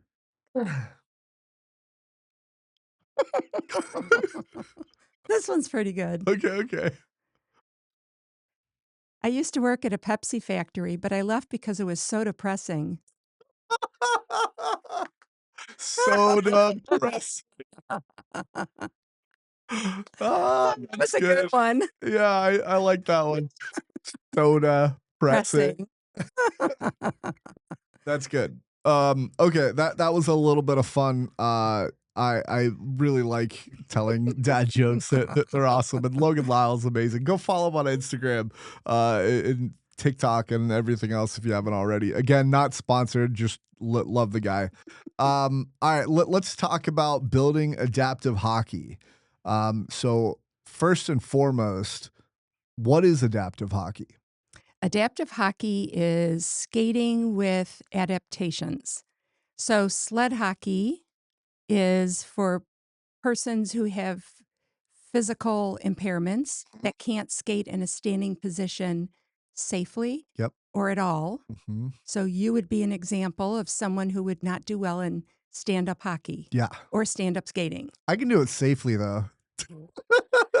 Stand up? Oh yeah, yeah. I'll be fine just standing up and skating. Okay. I'm going to watch. Yeah, film it for the. We'll post it on the channel. America's Funniest Videos. So it's an adaptive device that you sit in. You sit in a bucket, and then it's airplane gauge aluminum is the frame, and then Mhm. 2 hockey skate blades underneath. Yeah. And the blades you can make as wide or narrow as your balance is, whatever you can tolerate or manage. And you also move it forwards or back to find your balance point. Hmm.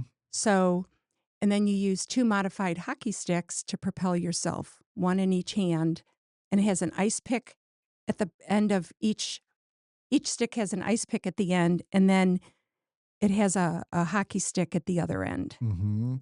And then you have blind hockey, which is stand-up hockey. Real quick, let me Oh, go yeah, back to the sled. sled hockey. So the sled hockey, all the only thing that's holding me, that's separating me from the ice, is 2 blades, right? That are mounted to a frame, Yep. and then on top of the frame is the bucket you sit in, Yep. and then you're strapped in. Yeah. So the other question is you mentioned that sometimes they're more narrow, sometimes they're further apart. Right, Can so you explain that? yes, the wider your blades are, you'll go a little slower and it'll take more effort to turn. Mhm. The closer the blades are, it's like doing a wheelie Yeah. where you can just move quickly and you're more nimble. Mhm. Uh, Yeah. yeah, So the I think what I'm getting at is generally, and you can correct me if I'm wrong, people who have higher injuries that maybe don't have their ab muscles and stuff like that, they'll typically have wider skates, and then people that have more trunk control will often have narrower skates. Is that correct? as a general rule. Okay. But we can adapt the sled to the person. Uh, So fortunately, I'm a wheelchair seating person. yeah. I can't say specialist, even though I think I'm pretty special. Yeah. Because I don't have any certificates or anything. Uh-huh. But I've been doing it, I don't know, 40 years. Yeah. That we try to adapt the sled to look like their wheelchair, the same positioning, Oh. so they can benefit from having trunk control and arm movement, shoulder movement, and feel stable. Okay. So Interesting. we can put a back on the chair. We had a wonderful young man with uh, shoulder muscular dystrophy. Uh-huh. And we put a headrest on his chair for him, Oh. and we tilted him so he could rest, and his stick handling with his 2 hands were the best on the team. Wow. Even though we could never look and see his hands that well and lift his head off the headrest, Whoa. he was just phenomenal. Okay. And then you're probably wondering, well, how did he move? Yeah. We have something called a pusher bar, and Uh-huh. we can hook that into the frame so somebody can push you. And then if you can't push yourself, you just hold 1 or 2 sticks, whatever your abilities are, and then you learn how to what's that called? Uh, Uh, Dribble? dribble the puck Mhm. and shoot and what have you. Yeah. So the puck, for those, I'd recommend Googling this because it's a super cool thing to see. But the puck, because you're only on two skates, you can actually your legs are basically sticking out in front of you, and you can throw the puck underneath you as you go down the rink. So, Yes. um, Yes. And able-bodied skaters can't stand playing with sled skaters. They're yeah, like, "Where'd the puck go?" I got it." that's They're like, funny. "Where is it?" So, you can actually play in like a game with an able-bodied person pushing you. Is that correct? Right, so if you can't propel yourself, Mm, we'll put on a pusher bar, yeah, and we'll teach whoever's gonna be your pusher, who also has skates on and has to know how to play hockey, yeah, has to be a proficient skater. mhm, It wouldn't be me, yeah. and So you mean I can't come and push somebody? no, you cannot. And then that pusher keeps them engaged in the game and whatever their position is. Yeah. Or for skills and drills, has them participate and moves the sled so they can, stick handle with the puck. Uh, First thought that I have with that is that's gotta be potentially dangerous for the able-bodied person, yeah? No, because they're behind them with a pusher bar. Okay. So sled players only play with sled players. Uh-huh. I had mentioned before, able-bodied people who get on the ice don't like it when sled hockey players keep the puck under the sled Yeah, yeah. because they can't find it. But the able-bodied person pushing them. Is pushing the sled. Yeah, but, so I guess the danger in my eyes would be somebody coming up behind them and accidentally running into them or something like that. So you would think that, but the novice or beginner players can never go that Yeah, fast, sure, sure. Okay. and they can't turn and target. Yeah. Okay. So Alright. you really luck out. Yeah. So the more advanced players that are playing maybe more competitively, let's say. There's less and less pushed players for those. Got it. And Yeah. and you probably wouldn't see that in the Paralympics. No, not at all. Yeah. Paralympics is all independent skaters. Yes. Okay. Is if the person was good enough to be in the Paralympics, could they have somebody push you in the Paralympics? No. No, Okay. Interesting. Um, because it's not you moving the sled yourself. yeah. Yeah. I mean, that's fair. There's just a lot of adaptations that are out there, and the Paralympics supports some of those. Like the people mostly in electric wheelchairs who roll the ball. What's the Oh, game? power soccer? No, no, the game that you roll down the ramp to get to the Oh, like, bocce? is it bocce? I don't know. Yeah, maybe it's bocce. Is that Where you drop the ball, you're up high like a yeah. yeah. Yeah, big ramp. Yeah, and then you aim it where you want it to go, and then you drop the ball, and it Yeah.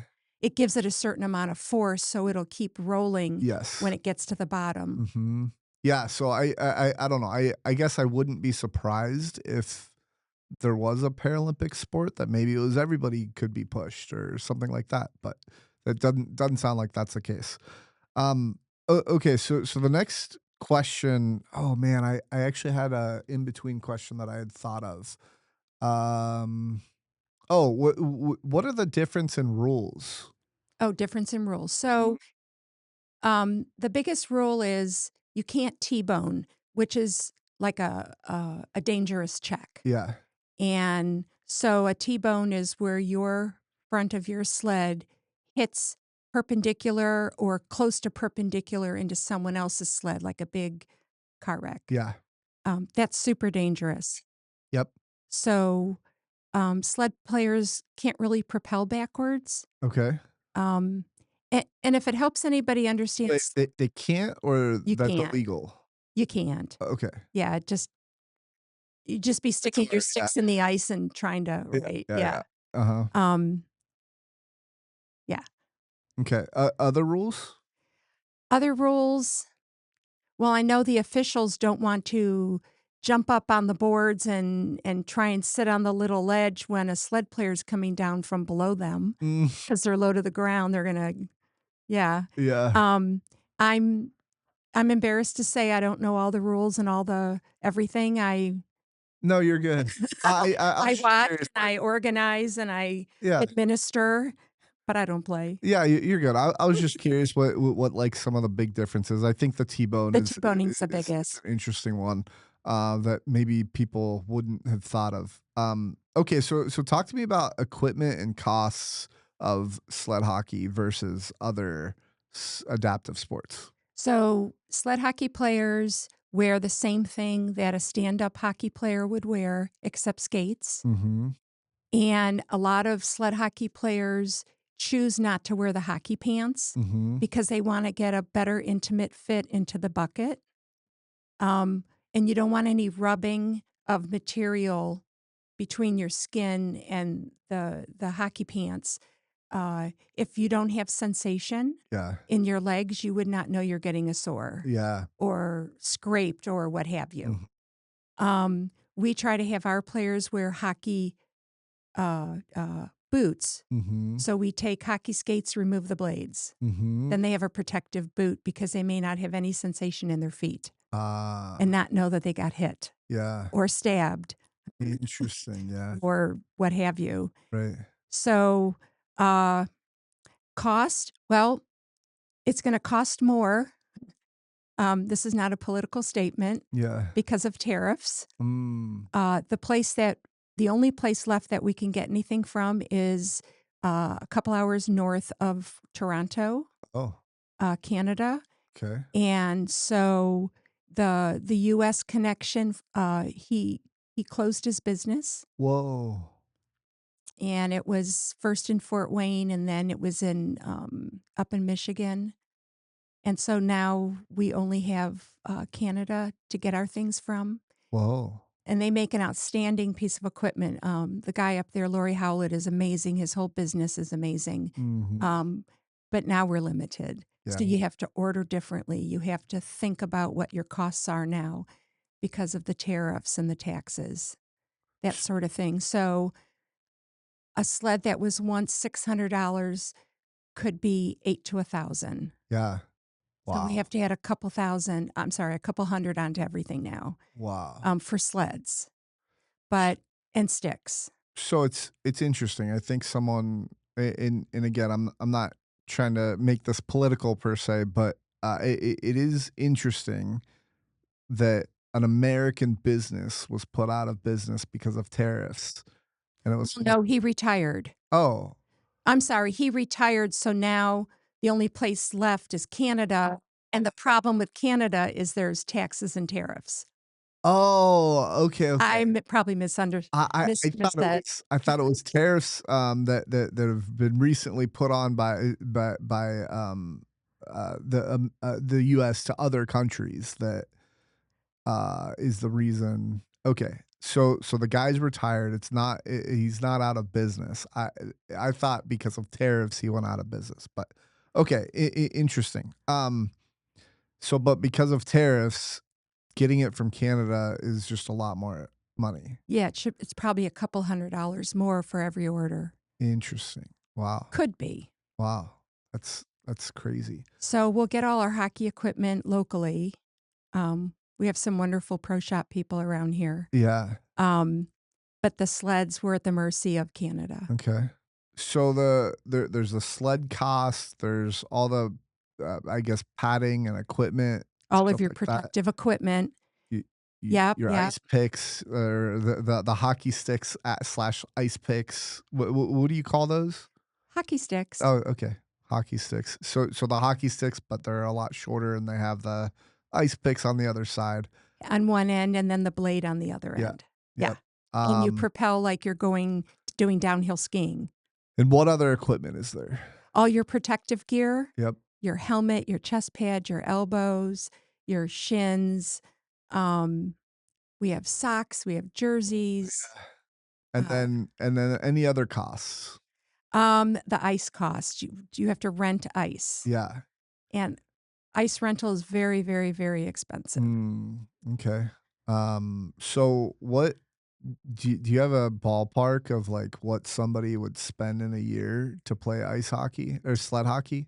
So I would say you could easily spend 25 to $3,500 a month, Wow. and our season's very long. Yeah. We start at the 1st of September, right after Labor Day, and we go until the Sled Hockey National Championship, which is the last weekend of April, first week of May. Yeah. And so, uh, you know, then you have tournaments, Mhm. and we have tournaments because we want people to come to us twice a year. And then the other months of the year, we go somewhere else. So we have travel expenses. Yeah. And we try to make tournaments that only have one night stay in a hotel. Mm. So then you don't have to have too much for meals, but you still have to, gas is what now. Yeah. So there's just always an expense to play to play sled hockey. Mm. Um, I would say between 25 and $30,000 is around what we pay for ice per season. Wow. Okay, Yeah, that's insane. somewhere in that ballpark. Okay. Um, and so the Icebreakers, that's the team name. Yes. Um, and so they it sounds to me like you guys fundraise a bunch of money as well, so that maybe if somebody can't afford it, you help them out. Am I right to say that? Yes, our mission is nobody will ever be turned away because they can't afford it. Yeah, I love that. So we have scholarship, and I have to put a plug out for FEG, Fund Evaluation Group, who is a phenomenal, wonderful um, uh, firm that has helped us the last 5, 6 years. Mhm. Pardon me if I'm off a year. Yeah. Um, helping us raise money. Yeah. So our goal is that nobody has to pay Uh-huh. because it's expensive, and everybody else has, you'd be an example. You have doctor bills, and got to get cushions, and you have to keep your wheelchair maintenance. Yeah. You have medication. I'm just making up stuff, Yeah. but everybody has their life. You have to have a van that or a car that your wheelchair can go into. Everybody's Yeah. got living expenses. So our mission is that it's either free or it's very nominal if we had to charge anything at all. Yeah. And Wow. we haven't been charging for a few years because our fundraising has done so well. Wow, that's Yeah. awesome. So I'm curious what your thoughts are on this. There's some organizations that believe that like if somebody can pay, then it's good to charge that person so that way it helps the organization and all that like and then you don't have to spend maybe as much time fundraising or something like that, or if you do fundraise you can get better equipment or whatever else, right?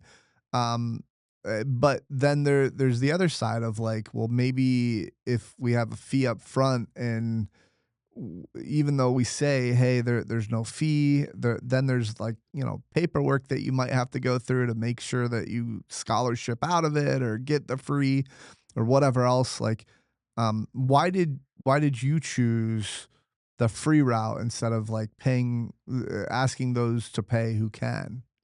So we started off and there was a team fee. Mm-hmm. So we started in '07 Yeah. and we just finished year 18. Wow. So I know we're very excited. Yeah. We started off, there was no other way to do it other than everybody paid, I'm making this up, $150, $200 for the season. Yeah. And then we gave them the sled and we gave them the jersey and all the protective gear and equipment. Mm-hmm. And I can't remember when our luck changed Yeah.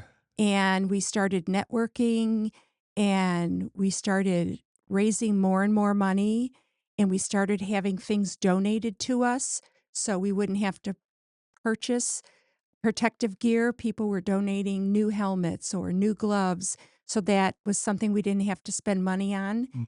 So there was a time when uh, we said, you know what? We're doing so well. Let's not charge anybody unless we have to. Mm, Or I don't mean charge anybody. I yeah. mean, let's not request a fee. Yeah. And if somebody wants their own equipment, then feel free. We tell them, go ahead and get your own stuff. Right. Everybody else, we're willing to loan you whatever you need, and we'll adapt it and modify it as you need. Mhm. But you can also always purchase your own. Um, so the scholarship we give right now is to each player, and we keep it to a minimum. So there shouldn't be any out of pocket for the basics that you need. Yeah. Just for the basics you need a hotel room, um, maybe help with one meal, Right. something like that. We Uh-huh. might help with gas. Yeah. So, yeah, Okay. but Cool. we're in a position to do it for as long as we can do it. Uh-huh. Um, but our handbook says as long as we can do this. Yeah. However, you need to volunteer. Yeah. There's a catch. Yeah. It's not a catch. Right. We need people to give back. Yeah. It's called Pay It Forward. Mhm. And I help you, you help me, and then our community is fabulous. Good movie, by the way. Oh, yeah. It was good. I showed that when I taught at the Mount. Oh, yeah. Yeah. That was probably one of my favorite movies, Pay It Forward. Yeah, yeah. Hey, it's Haley Joel Osment, right? And I don't know. Kevin Spacey? Yeah, it was Kevin Spacey. Kevin Spacey, who's the kid? Wasn't that the guy from Sixth Sense? I don't remember. Anyway, okay. Anyway, sorry, I just completely derailed us. Uh, No, it was very good. yeah. Was there ever a moment you weren't sure it would survive? Oh, yeah. Um, in the first couple of years, we had 3 players, I think, the first season. At one point, we might have had 5, and then there was 2, and then we're paying for ice rental, and, we just kind of Oh, you sit on eggshells, yeah. and then it slowly caught on, and so, um, I call I I call it training the family, Uh-huh. training the friends, Uh-huh. training myself, training everybody. If you see somebody in a wheelchair or it looks like they have a physical impairment, just walk up to them and say, "Hi, do you like hockey? What do you do for fun? Why Yeah. don't you?" And then hand them a card. Yeah. So, um, that's what everybody does now. We just go up to everyone and anyone, no matter where you are, in town, out of town. Yeah. It's a form of education. Uh-huh. Sled hockey, what's that? Well, see, I know you don't live in Cincinnati, but go to your town and go look for adaptive ice hockey. It's really fun, and Yeah.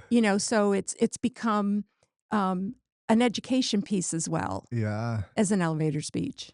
Do you know, it's something I was thinking about. So, okay, actually, let me ask you this. How many players do you have now? I think we have over 40, Yeah. Yeah, that's so cool. and I just wrote a grant, Uh-huh. and I think we have more than a half dozen, less than a dozen that have been with us 6 to 8 years, Wow.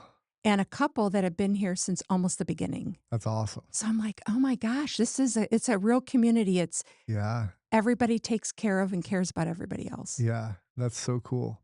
Um, the other question that I had that I wanted to ask, I don't remember. We can move on from that. What are some stories from hockey that kind of stick out? Any funny or interesting or whatever else? Any story that you like telling your friends or Um, let me ask you this. What how has your role with the Icebreakers evolved from the beginning to now? I think I'm taking more of an administrative role. I mean, Mhm. I've been administrative, Yeah. but I think in the beginning I was doing it all. Yeah.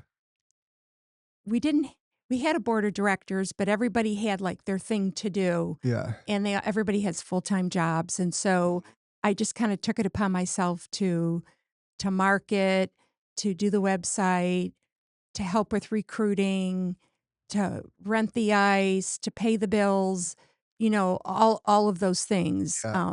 Find someone who can put a roster together. Um, and now we have different people. Fast forward 18 years, I have team managers. I shouldn't say I. The IceBreakers have team managers and two equipment managers and have a registrar Mm, and a tournament director and all these people who volunteer and just take care of the program. yeah. So I'm finally able to focus on things I should focus on. Yeah. Okay. Um, Great. but it's I think it's come a long, long way, and I think we're one of the only programs. Um, in the area that everybody is just crazy in love with everybody else. Yeah. We get along so well. Mhm. Um, Awesome. and that's unusual Yeah. because in ice hockey, if you've ever seen the parents with some able-bodied kids, they get very aggressive. We Mhm. just don't have any of that. Mm. Interesting. Everybody just checks on everybody else. Yeah. Do you have, like, paid employees now? No, No? It's all volunteer we based? are 100% volunteer. Wow, that's awesome. Yeah. Um, so, if someone wanted to pursue a career in, like, helping adaptive sports and make l a comfortable livelihood for, like, let's say, their family, do you think it's possible? Um, I don't know specifically. I know that therapeutic recreation specialists and sports management degrees Yeah. are probably the two that would be most employed Okay. or have the most involvement with adaptive sports. Yeah. Yeah, I just know, I just noticed, like, in a lot of adaptive sports out there, like, there's not a lot of money, like, circulating around as far as grants go, like, those are scarce, and, so it's like, man, like, what do you think, like, even, like, most professional teams at that, like, that are disabled, let's say, they they make money, but they don't make a lot of money, right? And so it's like one thing I think about a lot is like what will it take? Like I don't know if you're familiar with like UFC and like Ronda Rousey and like there's in hockey I'm sure there's I'm so bad at sports, most sports, but like who's the do do we need to get somebody who's like the it factor that's like likable and like goes on social media and like I think I guess where my mind is going is it's like, the more people that watch, the more money you can make with it, right? So Right. how do we get that to happen? That's using the Paralympians, Yeah. the national team. And there's a women's national team. And we're hoping in 2030 they actually can go to the Paralympics, the Winter Paralympics in the French Alps. Ah, But they are all revered yeah. because of their talent and their love and their passion. Yeah. Um, so the the national teams, both men and women, they do a ton, but that's a small number of people, Yeah. and it costs to go places to help push. But I can tell you that they're working diligently. They come to the regional camps, and the some of the women's and men's players were just in Mexico and did a development camp with Team Mexico and Team Brazil. Mm, They went to Norway and had women's worlds mm, where sled hockey players from all over the world that were female could play. And if their country didn't have a team, they did Team World mm. or Team Asia. Ah, Trying to build the sport. yeah. Okay. But our Paralympians or national players are the ones that everybody would jaw drop for. Yeah, right.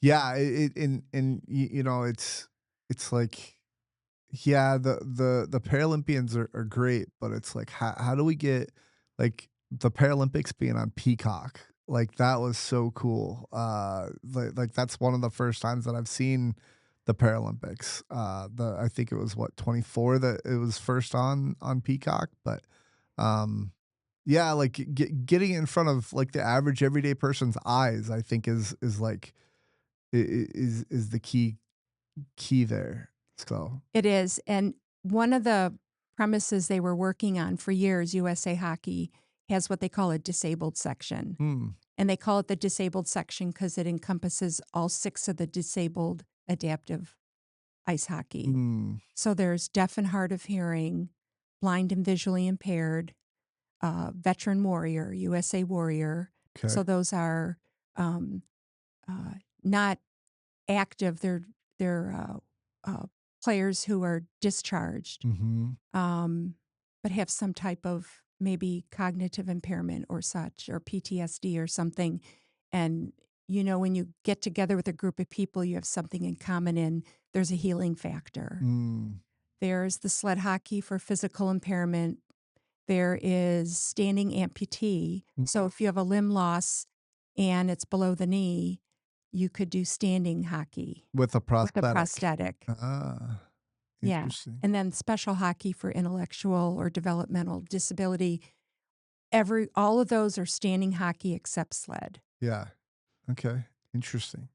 Tell me about blind hockey. That's fairly new from what I've gathered So blind hockey started actually, I think, in the 1930s in for Canada. new for Cincinnati, let's say. Yes. Okay.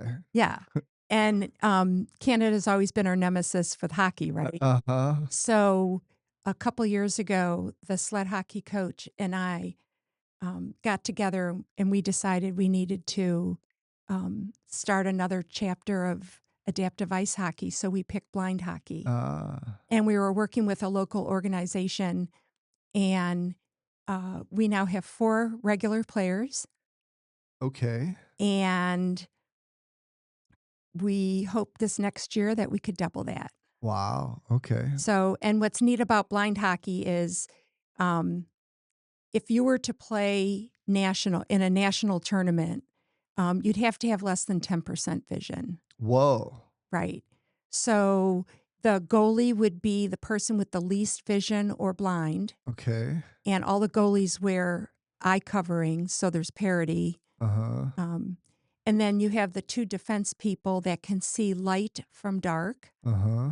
so they could see the puck on the white ice, or they could maybe see the lines on the white ice. Yeah. Not clearly, but they know it's there. Uh-huh. And then the 3 offensive players can see movement Oh. plus light from dark. So Wow. they're the ones that do the fast skating, and a lot of times you don't even know they have a visual impairment. They just Yeah. fly down the ice. Uh, So the rules are different. Don't ask me. Yeah. I'm not prepared. No, you're But good. uh, you have a puck that's, I'm going to say 6 to 8 inches, and it's welded steel and it has ball bearings inside. Okay. And so they can hear it Oh, when it's moving. okay. But now the problem is when it's not moving, Where is it? where is it? Uh-huh. So I know a few people have asked some engineering students to maybe put in a vibrating piece inside so the ball bearings when it's moving and the vibrator when it's not. Yeah. And that way people have an easier time learning how to play hockey. Yeah. But There's blind tennis and yeah, the ball rattles. And it's a special kind of rattle that kind of echoes. okay. But I mean, I guess you don't really have to worry about the ball stopping other than like when the play is dead in tennis because the ball's always moving. That's right. The only thing is like flying through the air. Like if it's going in the same direction, it's probably not going to rattle very much. And there was talks about. By the way, it's a styrofoam ball, um, uh and it's a bright red and yellow. And there's thoughts about putting just like a beeper in it instead of a rattler. But hitting that. I know it would change the Yeah, mechanics. yeah, yeah. Right. Yeah, so that's interesting. I'm sure there's a lot of different ball puck type sports that that need an invention like that you could put into any puck, any ball, or whatever Right, right. Yeah, I think technology. without it costing an arm and a leg. There you go. Yeah. And I think technology can help us with that. Yeah. Yeah. Cool. Um, let's see. Oh, tell me about the Paralympics and Team USA and your experience with that. So I got to go to Milan and I took my son, Noah, for his 30th birthday. Cool. And we met my niece, Brittany. And so we traveled for a week before. Mhm. And then we took a train up to Milan and we spent the week there and went to every single game. Um, what's to say, but oh my gosh. Yeah. Yeah. You know, I would look around and say, it's got to be a dream. It must be a dream. Oh my gosh, I'm here. I just, I just got goosebumps. And I learned to drink some wine. Uh-huh. And the best You wine, learned to drink some wine? yeah, I'm a beer drinker Oh, if okay, I drink. interesting. Okay. Yeah. And the local wine, which is just a couple euros, uh, it just like knocked your socks off. Huh. I'm like, oh my God, I want more. You know, and my son, he does, I mean, neither of us really drink, but he goes, "Oh, this is really good. Oh my gosh, let's get more," you know, and my niece lived there for 7 years in northern Italy, so she introduced us to the food and the drink and you know, you it's funny if you've never been there and of course my son that was his first trip overseas. And we're sitting at the table and he goes, "Well, they going to bring us water?" And I go, "Well, as a matter of fact, you have to ask. And it's in a bottle and you could get bubbly or still." Yeah. He goes, "What the?" And I go, "Regular water that's smooth or one that's infused with, you know, bubbles." He Yeah. goes, "Oh." So then we drink it and and then, you know, it just goes on and on. He learned all the nuances of being in Europe or Italy. That's great. I went to Italy for tennis, so it was pretty awesome. It's architecturally, it's my favorite country. Just all the buildings in Italy and all that. It was beautiful. So And it's not very accessible. no, it's Everything's cobblestone. yeah, it's not the most accessible. I was there for a wheelchair tournament, so it was like it was a pretty accessible in the areas, I suppose that I went. But I mean, we did tour like we went to Pisa and saw the surrounding areas of Wow. Geneva and stuff like that. It was yeah, not the most accessible, and some of like the touristy like buildings you couldn't get in and all that. But yeah, I mean, it was a neat experience when I was a kid. Okay, let's move on. Well, actually, I'll give you the opportunity first. Anything else about sled hockey that you want to bring up before we talk about the bridge? Anyone who wants to try, who can't skate in standing, feel free to come on out. We're going to have a couple tryouts, Yeah, one in April. I'm sorry, one in August, one in September. And just go to cincinnatiSledHockey.org. got it. Cool. Yeah, I need to come out. I tried it when I was a kid, but I've not ever Mm. done sled hockey in my adult life. So, I'll have to come out to one of your try days and we were talking about filming stuff outside of the podcast, and I can do that. So All right. as well. I would love it. I liked it. I was already playing wheelchair tennis and wheelchair basketball and downhill skiing, Oh, brother. and then just adopting a fourth sport was just like no, that's not possible. So. Yeah. Okay, let's talk about building the bridge. So Danny Meyer was on the podcast and he co-founded it with you. Is that correct? Yeah, there were 6 of us and a 7th who was a high school student. Okay. Um, she was a part of our group at the time from Okay. Colorado, Yeah. and, it was just funny. I always use the word serendipity. Uh-huh. So, it was serendipity that the bridge was formed because we each person that's on the board and a person who's not on the board now but was a part of the original group. Mhm. Um, we all met each other in different capacities, doing different things, but we all had talked ironically about how cool would it be to have an adaptive sports organization. Um, and then we decided we wanted to do it independent of any other company because we wanted control for it to grow and develop and be marketed the way we thought it should be. Yeah. And so that's the serendipity. We all came together and created this together. That's awesome. Yeah, so just to kind of brag on the bridge a little bit, like, so I've been working with Cincinnati Tennis Foundation, who basically does pickleball and tennis only. And we've partnered with the bridge on so many different occasions. We've done the tri day with you guys as far as doing sled hockey, basketball, pickleball, and tennis, which is always a fun time. Um, we got some other things in the work. I was gonna mention a few other things that we've brainstormed and talked about, but I won't blast that until it's comes to fruition, let's say. But and then, like, the bridge has a whole bunch of tennis wheelchairs and has lent us tennis wheelchairs so that our newer players can actually have a sports chair.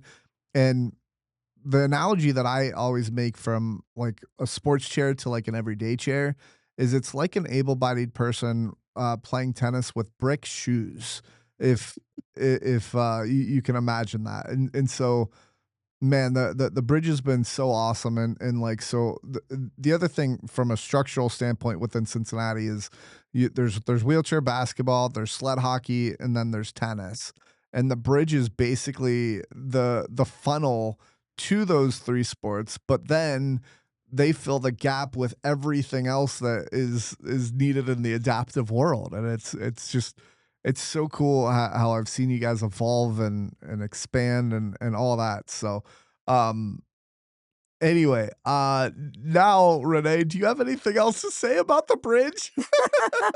Now that I just said everything that there was. You s you said it all. I have never been more excited. I mean, the possibilities are endless, Yeah. and I know Audrey, Danny, and Victoria are gonna be sick to death if I say, "Oh, I've got another sport." What about? Yeah. Because I keep sending them like, little text messages and, look at this, Yeah. let's do this." Yeah. And it's like, "Okay, slow down. We'll get there," Yeah. and, um, there's something for everybody is my mantra. Uh-huh. And by George, if it's not here, we'll figure it out, and we'll Yeah. find you something that you just adore and love, keeps you active, keeps you healthy, and is exciting. Yeah. Yeah. Just like the rest of us find things that we love. Yeah. So the bridge started. What was the first sport that the bridge adopted? Do you remember? Oh, I'm gonna get in trouble for this. No, no, it's okay. Let me ask you I this think we then. did the three-way What was it? Okay, with tennis, basketball, and and sled. sled hockey. Okay. Oh, I'm gonna get in so much trouble. It's okay. I was just curious, like, like, I was just thinking about, like, all the different sports that the bridge does now, and it's like, I'm sure we're gonna miss some, but, like, help me out. We've got power soccer, we've got, mountain biking, skiing, both mountain skiing and or snow skiing and water skiing. What what There was else? adaptive climbing. Oh, yeah, yeah. Adaptive climbing, we have kayaking, there's hand cycling, Mhm. now there's, wheelchair track. Yeah. Um, I know we'll probably get in trouble, I won't know, we? alright. It's okay. There's a website, social media that you guys Yes. can follow for the bridge that we'll talk about. I'll put it in the description and all that. But, so one of the coolest things is I just had Micaiah Green on the podcast, and God, I love that woman. yeah. She's phenomenal. Yeah, yeah. She has an unbelievable story, and she's done so much since her disability that it's like, Yes. wow. But I think one of the coolest things that the Bridge has done recently is they've gotten hand cycling into the Flying Pig Marathon. Yes. Like, it was in years past for the 10K and the shorter one, but never the marathon itself or the half. or the half. Yeah, and this is the first year that we've done what I correct me if I'm wrong, but it's hand cycling and wheelchair racing in both half and full marathon for the first year ever, or is it just hand cycling? I'm not for sure. Okay, it's alright. We can find that out. But yeah, so I mean that's such a cool accomplishment that the bridge has. So, um, the other the next question, so how long has the bridge been around, first of all? I think we Probably became official 2021. 2021. That's it?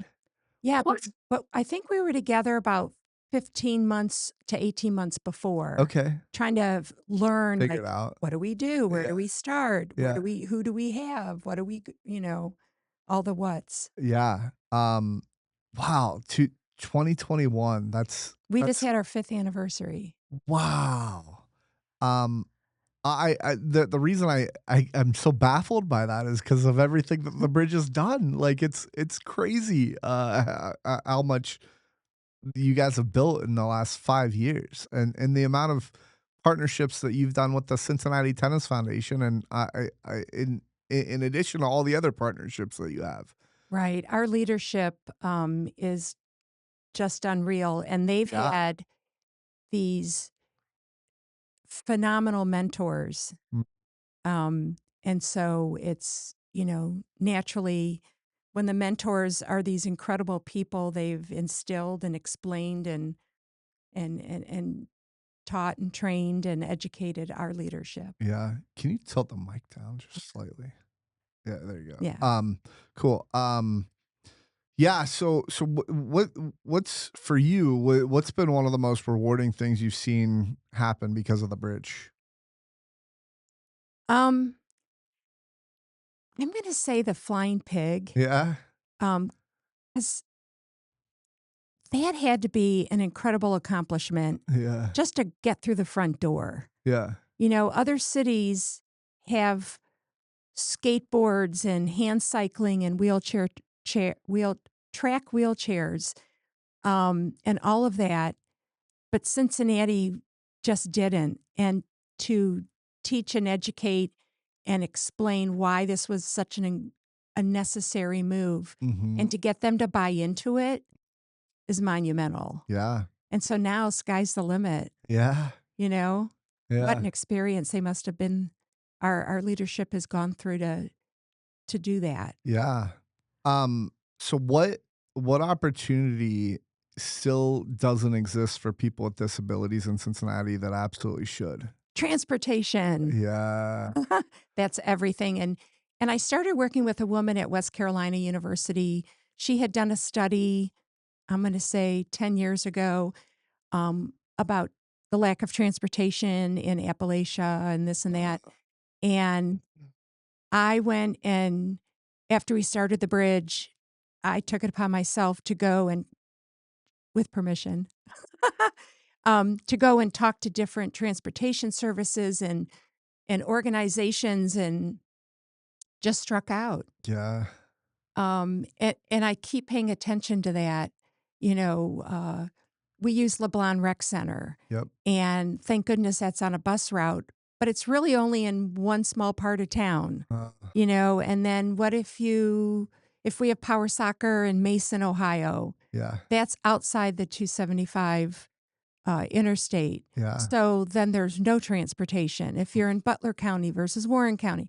So it's just been, then there's liability is probably the biggest reason yeah, why we can't or haven't been able to find anybody willing to pick people up so they can go to things, yeah. go to events. Have you ever thought about trying to contact Uber or Well, Lyft what or do you do something? if you have a power chair?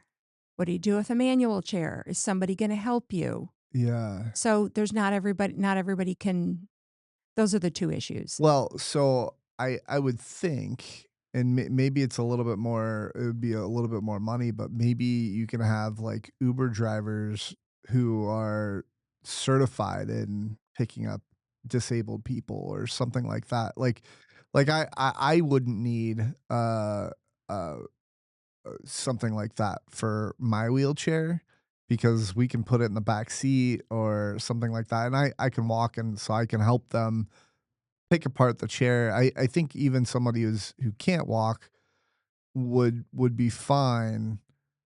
I think the biggest problem would be power chairs. I think you're right. Definitely power chairs. And I think liability, Uh-huh. if that Uber driver hurts their back or trips or falls, Mhm. people drive Uber and Lyft so they can make extra money or make the money Yeah. that they don't have R to pay their bills. right. Um, I just think there's so much more in depth involved. Yeah. And that's why keep, we look like hamsters on a hamster wheel. We're Yeah. not getting anywhere. So what do you think there's a solution? Oh gosh. Well, I know that Cincinnati Metro has these little buses Mhm. but they're only in a couple neighborhoods right now. Mhm. I forget what they're called, Metro Go Okay. or something like that, but they're only operating, I guess it's a test in like test neighborhoods or something. And so none of those go anywhere near LeBlanc or some of the other places. Yeah. Um,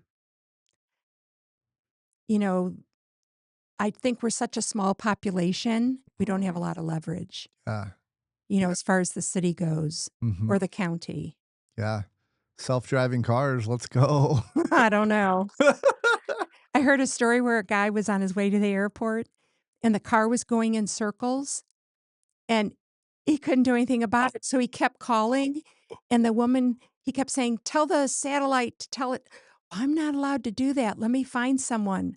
And then like 20 minutes later, so he never made his flight. Oh my It was gosh. in the East Coast, I think. Yeah. And the car was just going in circles. Yeah. Wow. So, yeah, I don't That's know if hard. I would trust that. Yeah, that's fair. I don't know. I mean, I think it'll get better to the point where that'll be possible, and then I don't know, maybe we can have some self-driving cars that transport disabled people around. Um, okay, so anything else? But by the way, I always like to ask people how long. Don't look at your watch or anything, but how long do you think we've been going? 2 hours? 2 hours 20 minutes. Oh. Yeah. Most people guess probably a little bit short, a little bit less time than that. But you got some good, um, 20 minutes shorter than what we've been going. But okay. So anything else about the bridge before we move on that you want to talk about?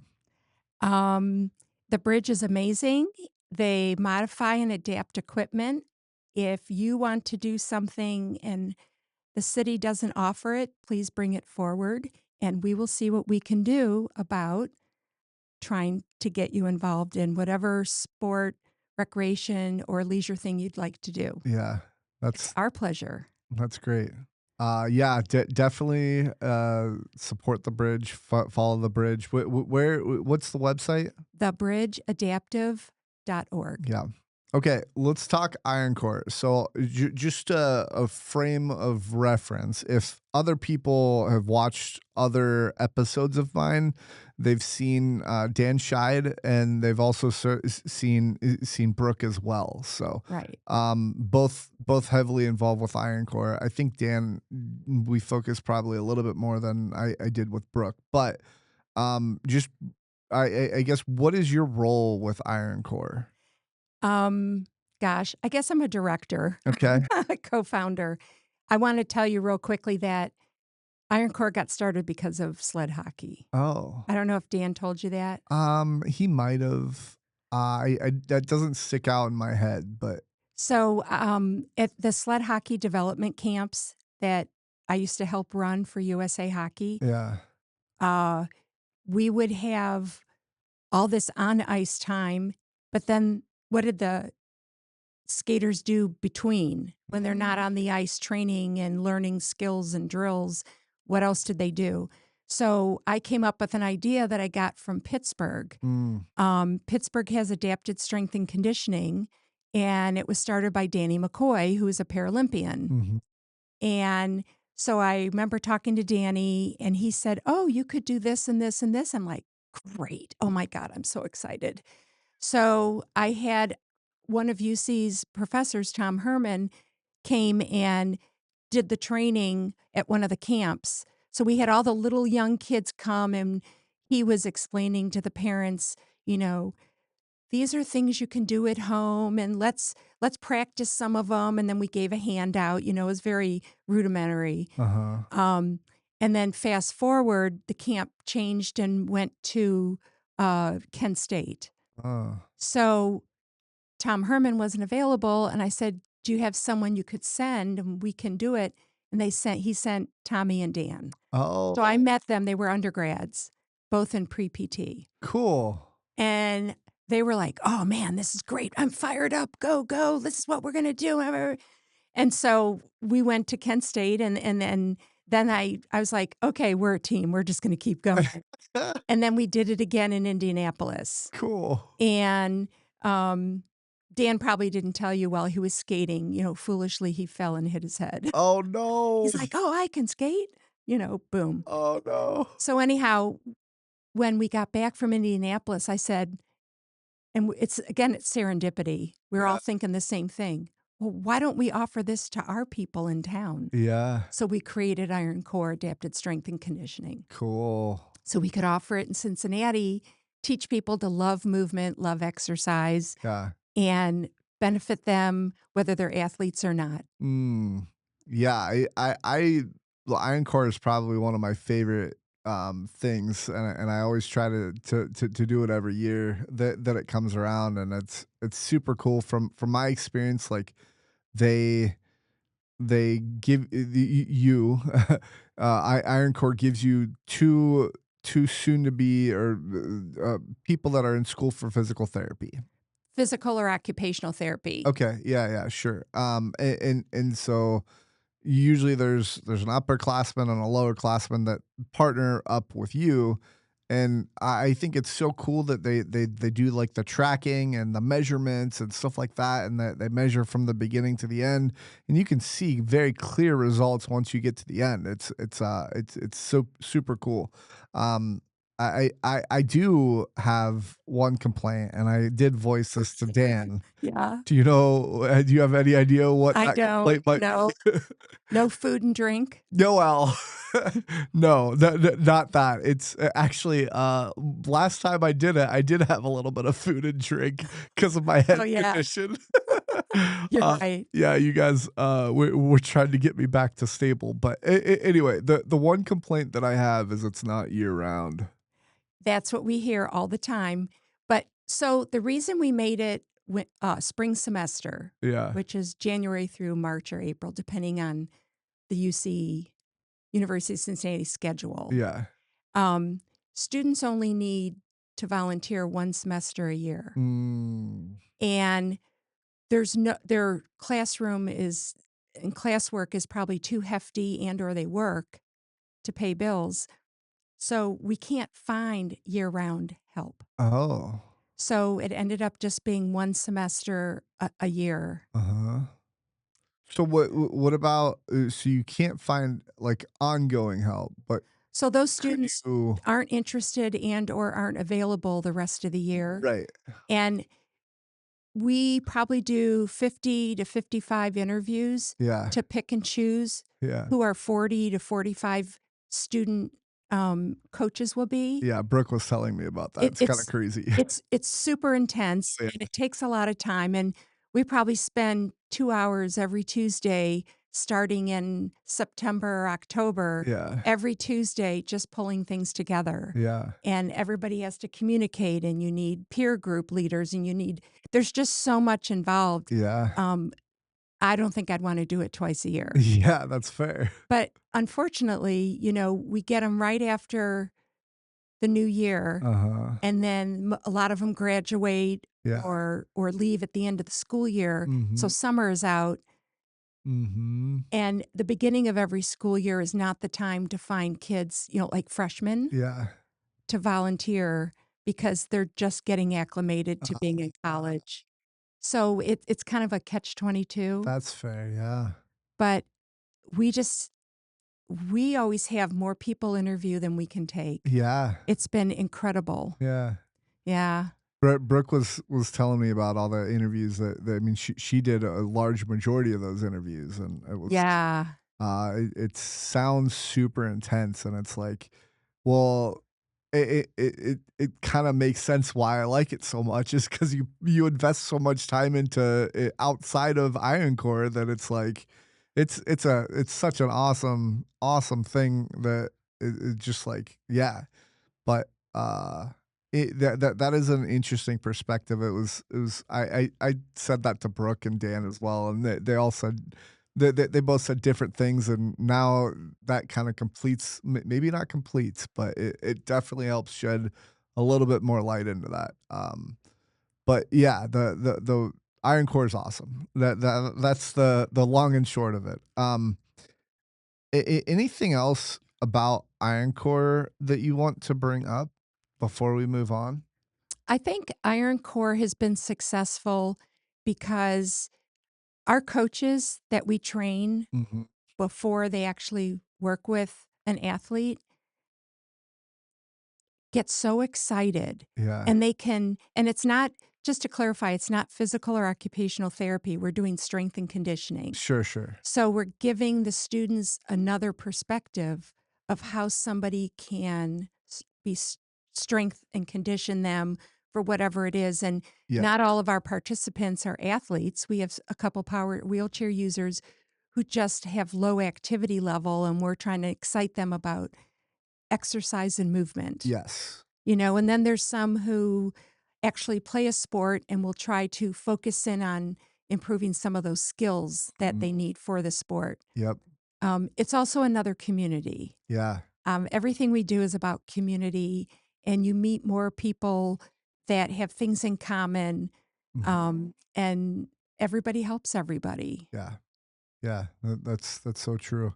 Um, you said something about, so there's training that they have to do before they do Iron Core. So we have modules online. Mhm. Um, They're voiceover, I guess you call it. So you'll see me talking, but my slides will be there Yeah. and I'll explain what things are.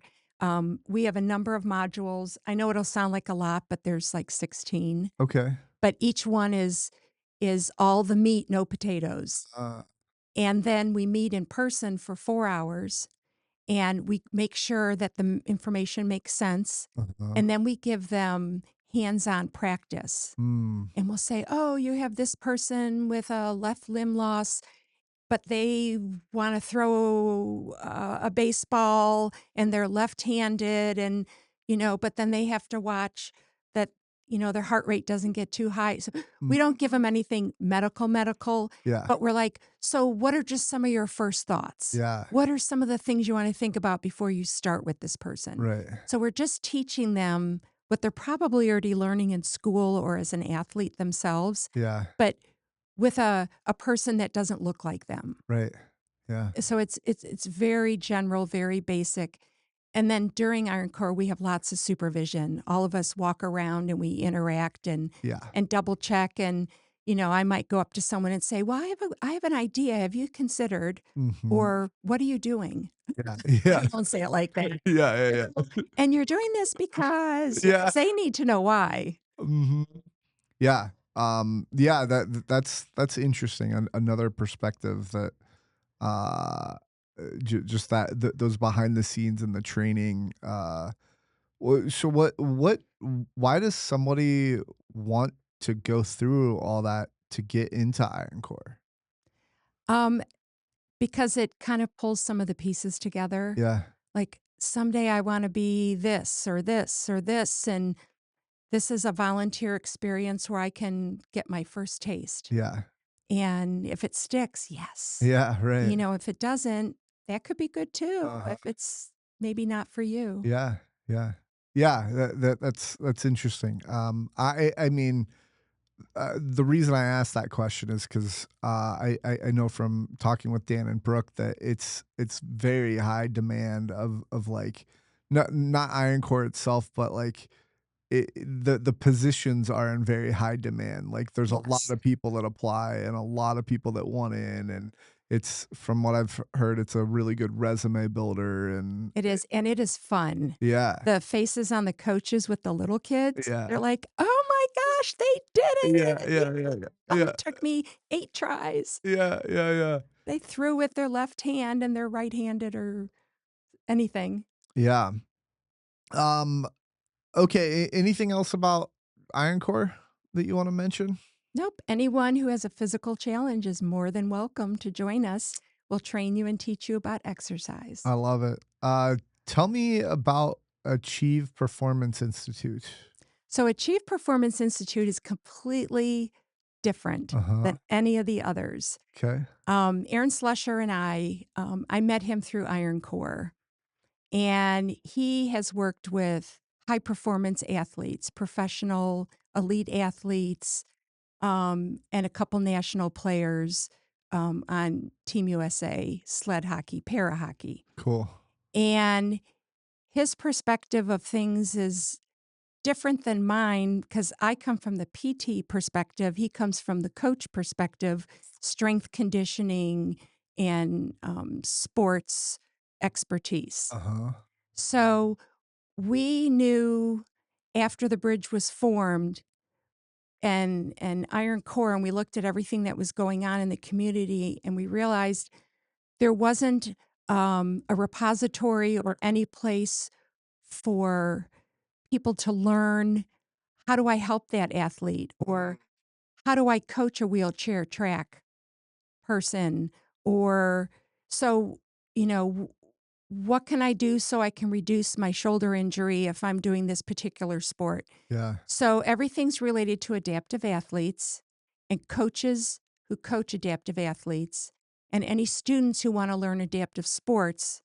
um, we want to be an education hub. Cool. So it complements everything that goes on in the community. Yeah. That's awesome. Okay. Yeah. So we're just getting our feet off the ground. Okay. We're not ready to, our website's not there. And we're still pulling together, like our schedule and what Y- we're going to teach and who's going to teach. And Yeah. it'll be a variety of people from around the country Yeah. that will help teach the teachers. Yeah. That's awesome. Okay. Um, for the sake of time, I was gonna keep this brief, but anything else about Achieve Performance that you want to shout out or talk about or mention? Um, no, Okay, sounds good. um, okay, so um, you've built a lot of different organizations in your life. Um, what I guess there's two questions here. Is one, what's the secret to making those organizations succeed? We'll start there. I'll wait on my second question. the first is there's a need. Mm, You don't do a needs assessment per se. That's like what the books say to do. yeah, But you have to demonstrate a need. Then you have to find people who agree with you. yeah. And then you have to, How? How do you do that? well, uh, Because it seems like if you don't mind me saying, it seems like you were in the right place at the right time almost for some of these that like you kind of, I mean, you were talking about serendipity and all that. So I think one of the things people will say about me is I talk to everybody yeah. and I make it a point to talk and know everybody I can, Mm, not be, buds with everyone, but if I see someone, I'm going to ask questions, yeah. if it's an appropriate Yeah. choice or an appropriate place, of course. I like to know about what other people do. I like to know what other people's interests are. And that kind of leads to determining whether there's a need or not. Yeah. Um, transportation, the need that the bridge knows there's a need to have our own facility for the community. Yeah. Um, there's a need for blind hockey. There's because it's camaraderie. There's a need for more community. What community can we build that's necessary? Mhm. But it has to still fit the theme of adaptive sport, recreation, or exercise. Yeah. So, what resources are out there? So, someone who thinks like I do, we just chit chat and talk for a while. And then if there's other people, that's even better because it kind of confirms I think there's a need. Yeah. And then we decide what we should do about it, or maybe we wait, or maybe we scrap it. Yeah. How many things do you scrap before you come up with, like the bridge? Um, I can tell you about blind hockey. Okay. I tried building a blind hockey program 5, 6 years ago. Yeah. Not a single taker, not a single person talked to me. Oh. Nada, nada, nada.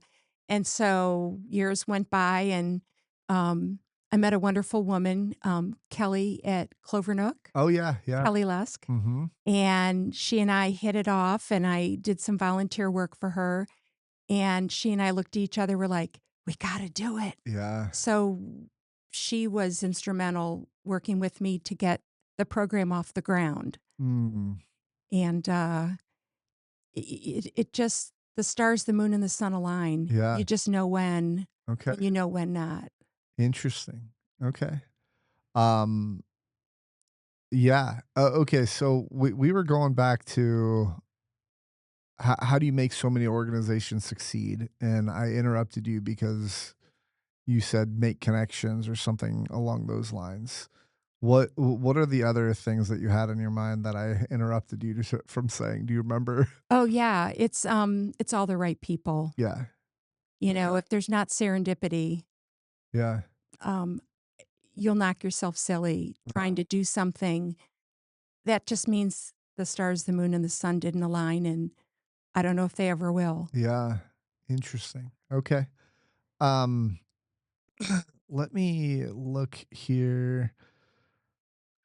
Oh, what does building these organizations cost you? Ah, a ton of time. Oh my gosh. I've probably worked more hours with the organizations than I've ever put in my lifetime working Wow. full time as a physical Are you therapist for serious? 40 years. Oh, yeah. Wow. Just intense amount of time, but I love every minute of it except, like 2 a.m. stuff. Yeah, yeah, yeah, yeah. Um, Wow. I've put a lot of my own money in. Uh-huh. My husband's done a ton of work to help me because I don't have a business mind. Yeah. I'm very numbers challenged. Mm. Um, Friends who I go to for advice, Yeah. but just a lot of time and thinking it through and talking to enough people all over the country and figuring it out. I Y try to use models that I already know work. yeah. Sled hockey is just incredible. We've got it down to a science, so to speak. Uh-huh. And so that's a great model to start something else. Yeah. Interesting. Okay. Cool. Yeah, that story, I mean, thinking about everything that you've built in your life is kind of incredible. Like most people don't build one thing in their life, and here you are building all these other all these things that are uh I think you said it really well, the need specific or organizations and like you identified a need and people are like, "Yes, let's go." Right. And I try to empower other people. I don't have to run everything. I don't want to run everything. Yeah. I have enough on my plate, but if somebody needs advice, I'll stick with them but I'll tell them, you get rid of me when you need me to be Right, gone. This is not long term, right. but I would love to teach you what I know, Yeah, yeah, and cool. then you'll teach someone else.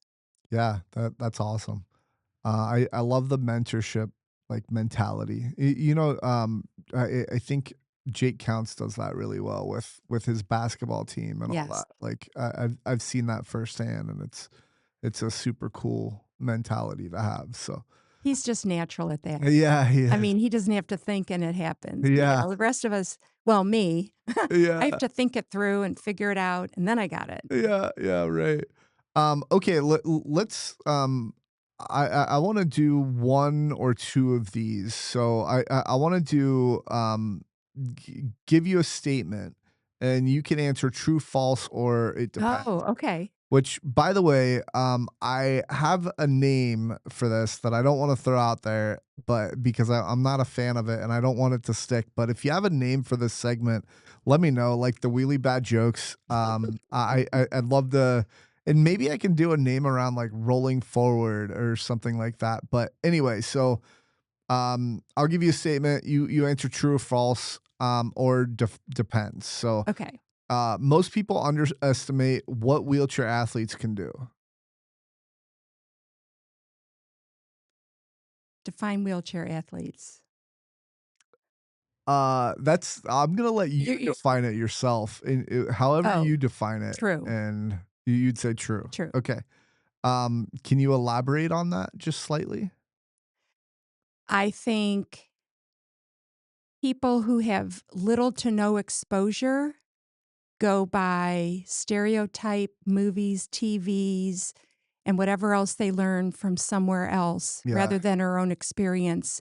So I think that's where they arrive at that conclusion. yeah, yeah. I can see that. Okay, so here's an interesting one. Society focuses too much on awareness and not enough on opportunity. Oh, so true. So true. Okay, elaborate, elaborate.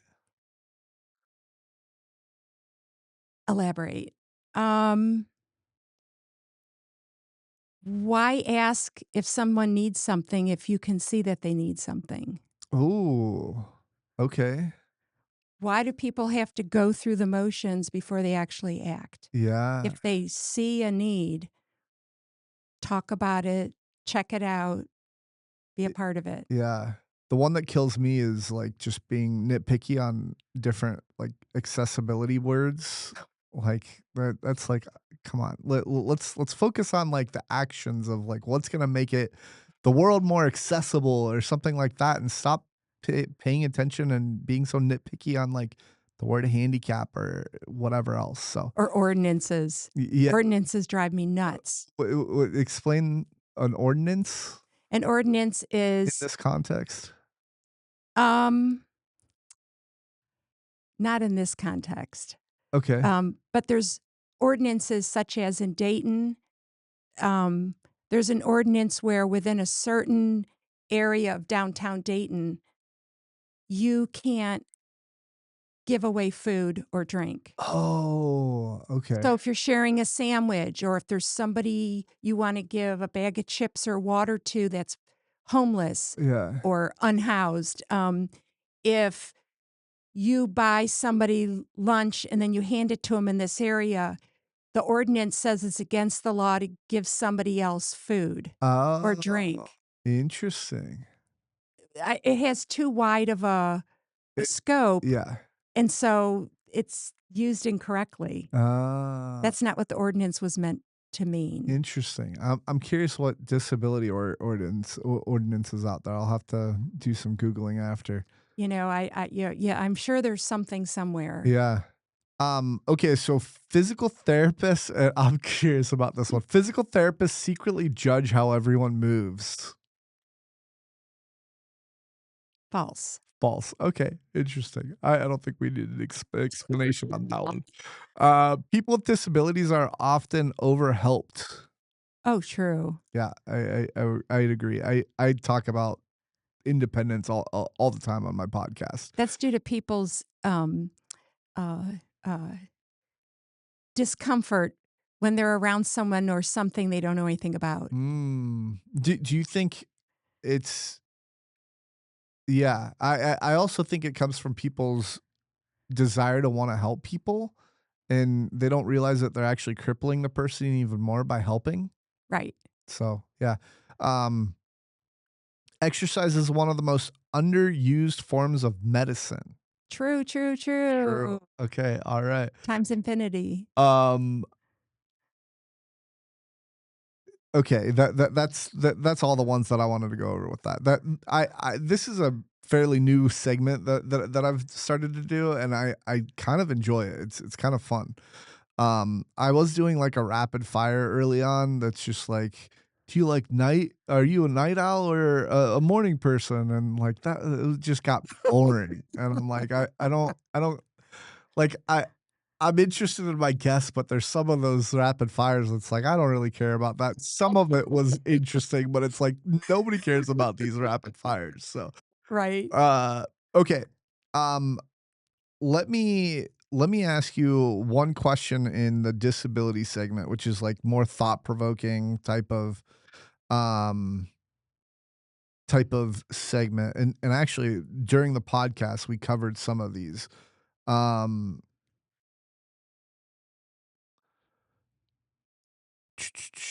what's been have you had any awkward interactions working in with adaptive sports or like seen an awkward interaction? If not, that's fine. I was I just don't think so. okay. Um, do you see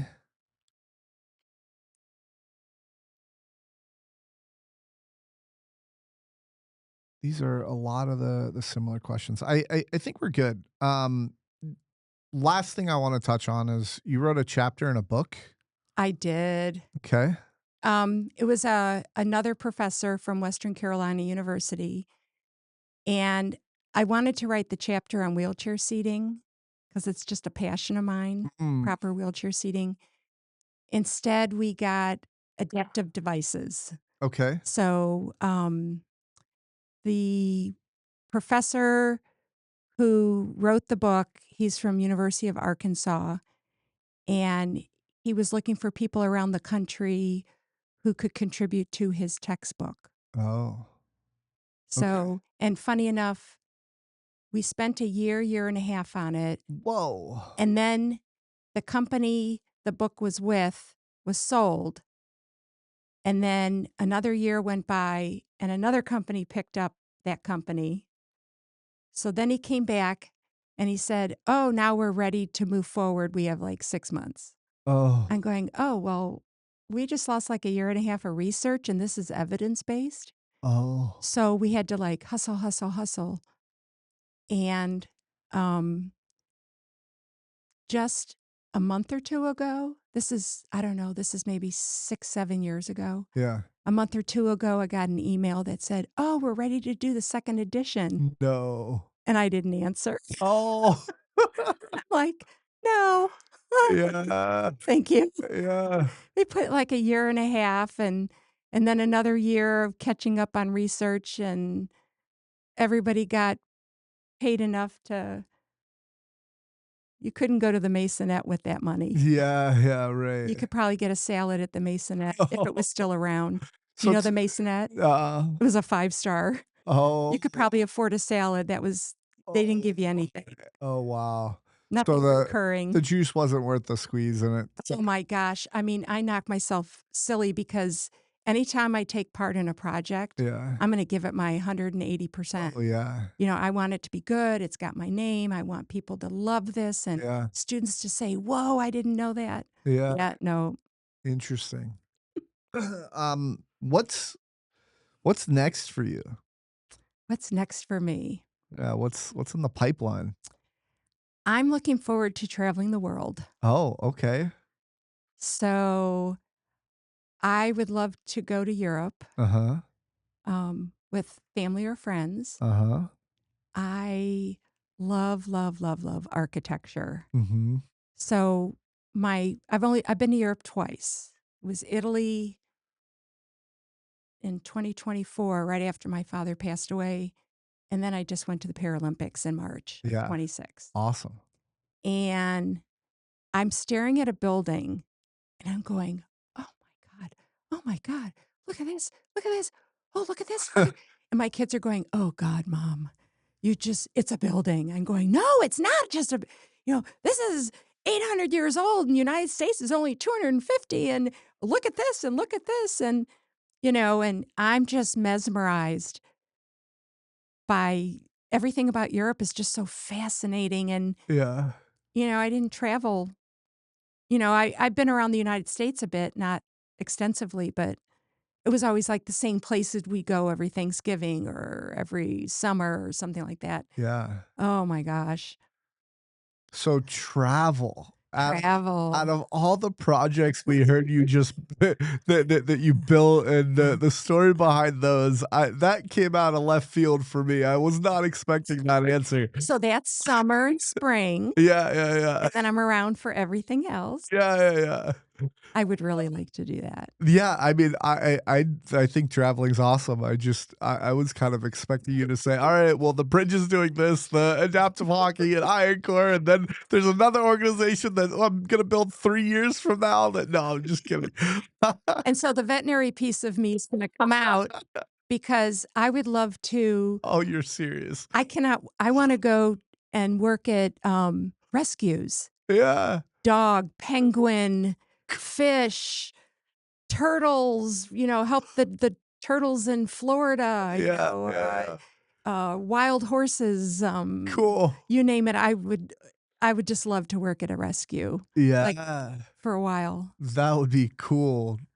Dogs and penguins. So in New Zealand, there's penguins. Yeah. Costa Rica, this person has 4,000 acres. I think it's 4,000 acres, and all the dogs in Costa Rica without homes, people send there. Oh. I'm like, can you imagine just standing there and have dogs come up and kiss and lick you, jump on you and, you know, yeah. Mm.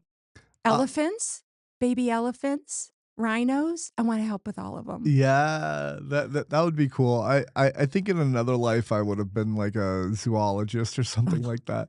But I'm fascinated, but it's like, man, I just don't have. There's not enough time in the day. There's a hierarchy that I have of priorities, and that just not that doesn't come near anywhere close to the top. So anyway, what's one final question, and then we can like start to wrap up. What's one thing you hope people take away from this conversation of us talking together? Gosh, I am going to say if you're a doer, do it. Mm, Um, someone else might not. if you're not a doer, do it anyway. If you're not a doer, find people who might have an interest Oh yeah, and you can join in and help because it's important to you. love that. Always do things that are not selfish, but knock your socks off. I know I use that a lot. Mm-hmm. Um, I think that after going through college, those 6 years I had at The Ohio State University, Yeah. I was so sick and tired of studying. I was just so ready to graduate. But then when I got in PT school or when I got in and accepted for my master's and my doctorate, I got so excited again. I wanted to study and do as much as I possibly could to be as great as I could make myself and learn as much as I could learn. So when you find something that's really meaningful, um, the energy is just naturally there. Mm, It's not a struggle to get up and go to class. It's not like that yeah. when it's something you want. Mm, yeah. That's a beautiful sentiment. And do it with someone else or a group of people. Yeah, I love that. Are you an introvert or extrovert? Will I dance on a table at a party? No. Will I talk to a lot of people one on one? Yes. Yeah. Do you get your energy from being alone or from being in around people though? I don't know. I have to ask my mom and dad. Okay. Yeah, yeah, right. I would take you as an introvert until this podcast. And now I'm like, wait a minute, Renee might be an extrovert. I don't know. Maybe you could be both, like an ambivert, but Ambivert? yeah, Huh. that that's someone who is a mix. So I'm high energy. Yeah, If I really like something, I'm like nonstop. yeah, If I'm super uninterested, I kind of melt. yeah, yeah, yeah. Um, Same. I don't Okay. know. I like small groups rather than giant parties I do or too. big groups. I don't do as well. I like to observe Mm, so I can get a sense of things. yeah. I Okay. don't have to talk all Yeah. the time. Yeah, yeah. Okay, interesting. Okay, where can people support you?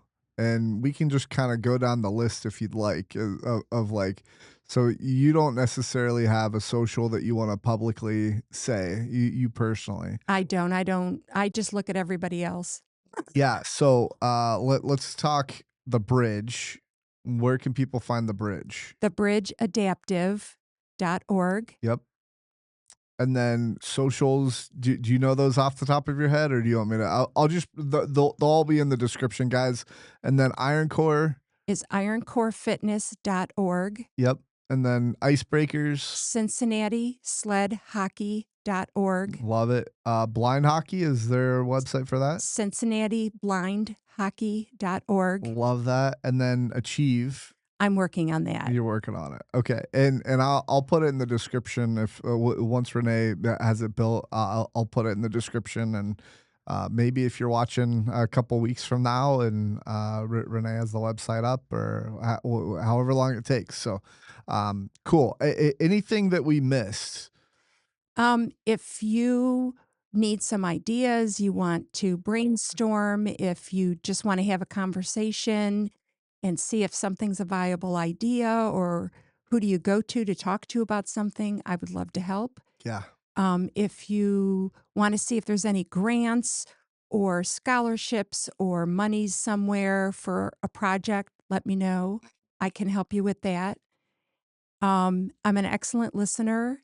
I'm a really good problem solver, and I think outside the box, unfortunately, all the time, because I'm a squirrel outside the box. Mm, And any question you have, related to adaptive sports, nonprofits, what have you, it would be my total pleasure to help guide anyone who wants guidance or has questions. yeah. Cool. I love that. And Renee, I just want to say thank you so much for coming on. It's been so much fun. We are just at 3 hours on the dot. So I definitely appreciate the conversation. It's so cool to hear everything that you've done. We've done things together with all the adaptive sports that we're both involved with and cross paths, but we've never really sat down and had a conversation like this, and I've never really gotten to know you in this in depth. So it's been a fascinating conversation. I just want to say thank you for coming on. I thank you for inviting me because I didn't know you that well. Yeah. And so I get to interview you next. Yeah, there you go. I'm in. Yeah. Okay, everybody. Well, thank you for joining the Rolling Forward podcast. If you like what you heard, hit that like button, subscribe, or leave a comment. Really helps if you leave comments, if you share it with other people who think might enjoy this episode. Also, if you want to get a t-shirt, the Rolling Forward podcast branded t-shirt with the superhero in a wheelchair, you can go to rollingforward.printful.me. There's a lot of other hysterical disability shirts on there. If you want to pick it up, go to that website, rollingforward.printful.me. And if you have a story that you think you want to share on the podcast, reach out. You could be my next guest. Until next time, keep rolling forward. Bye, everyone.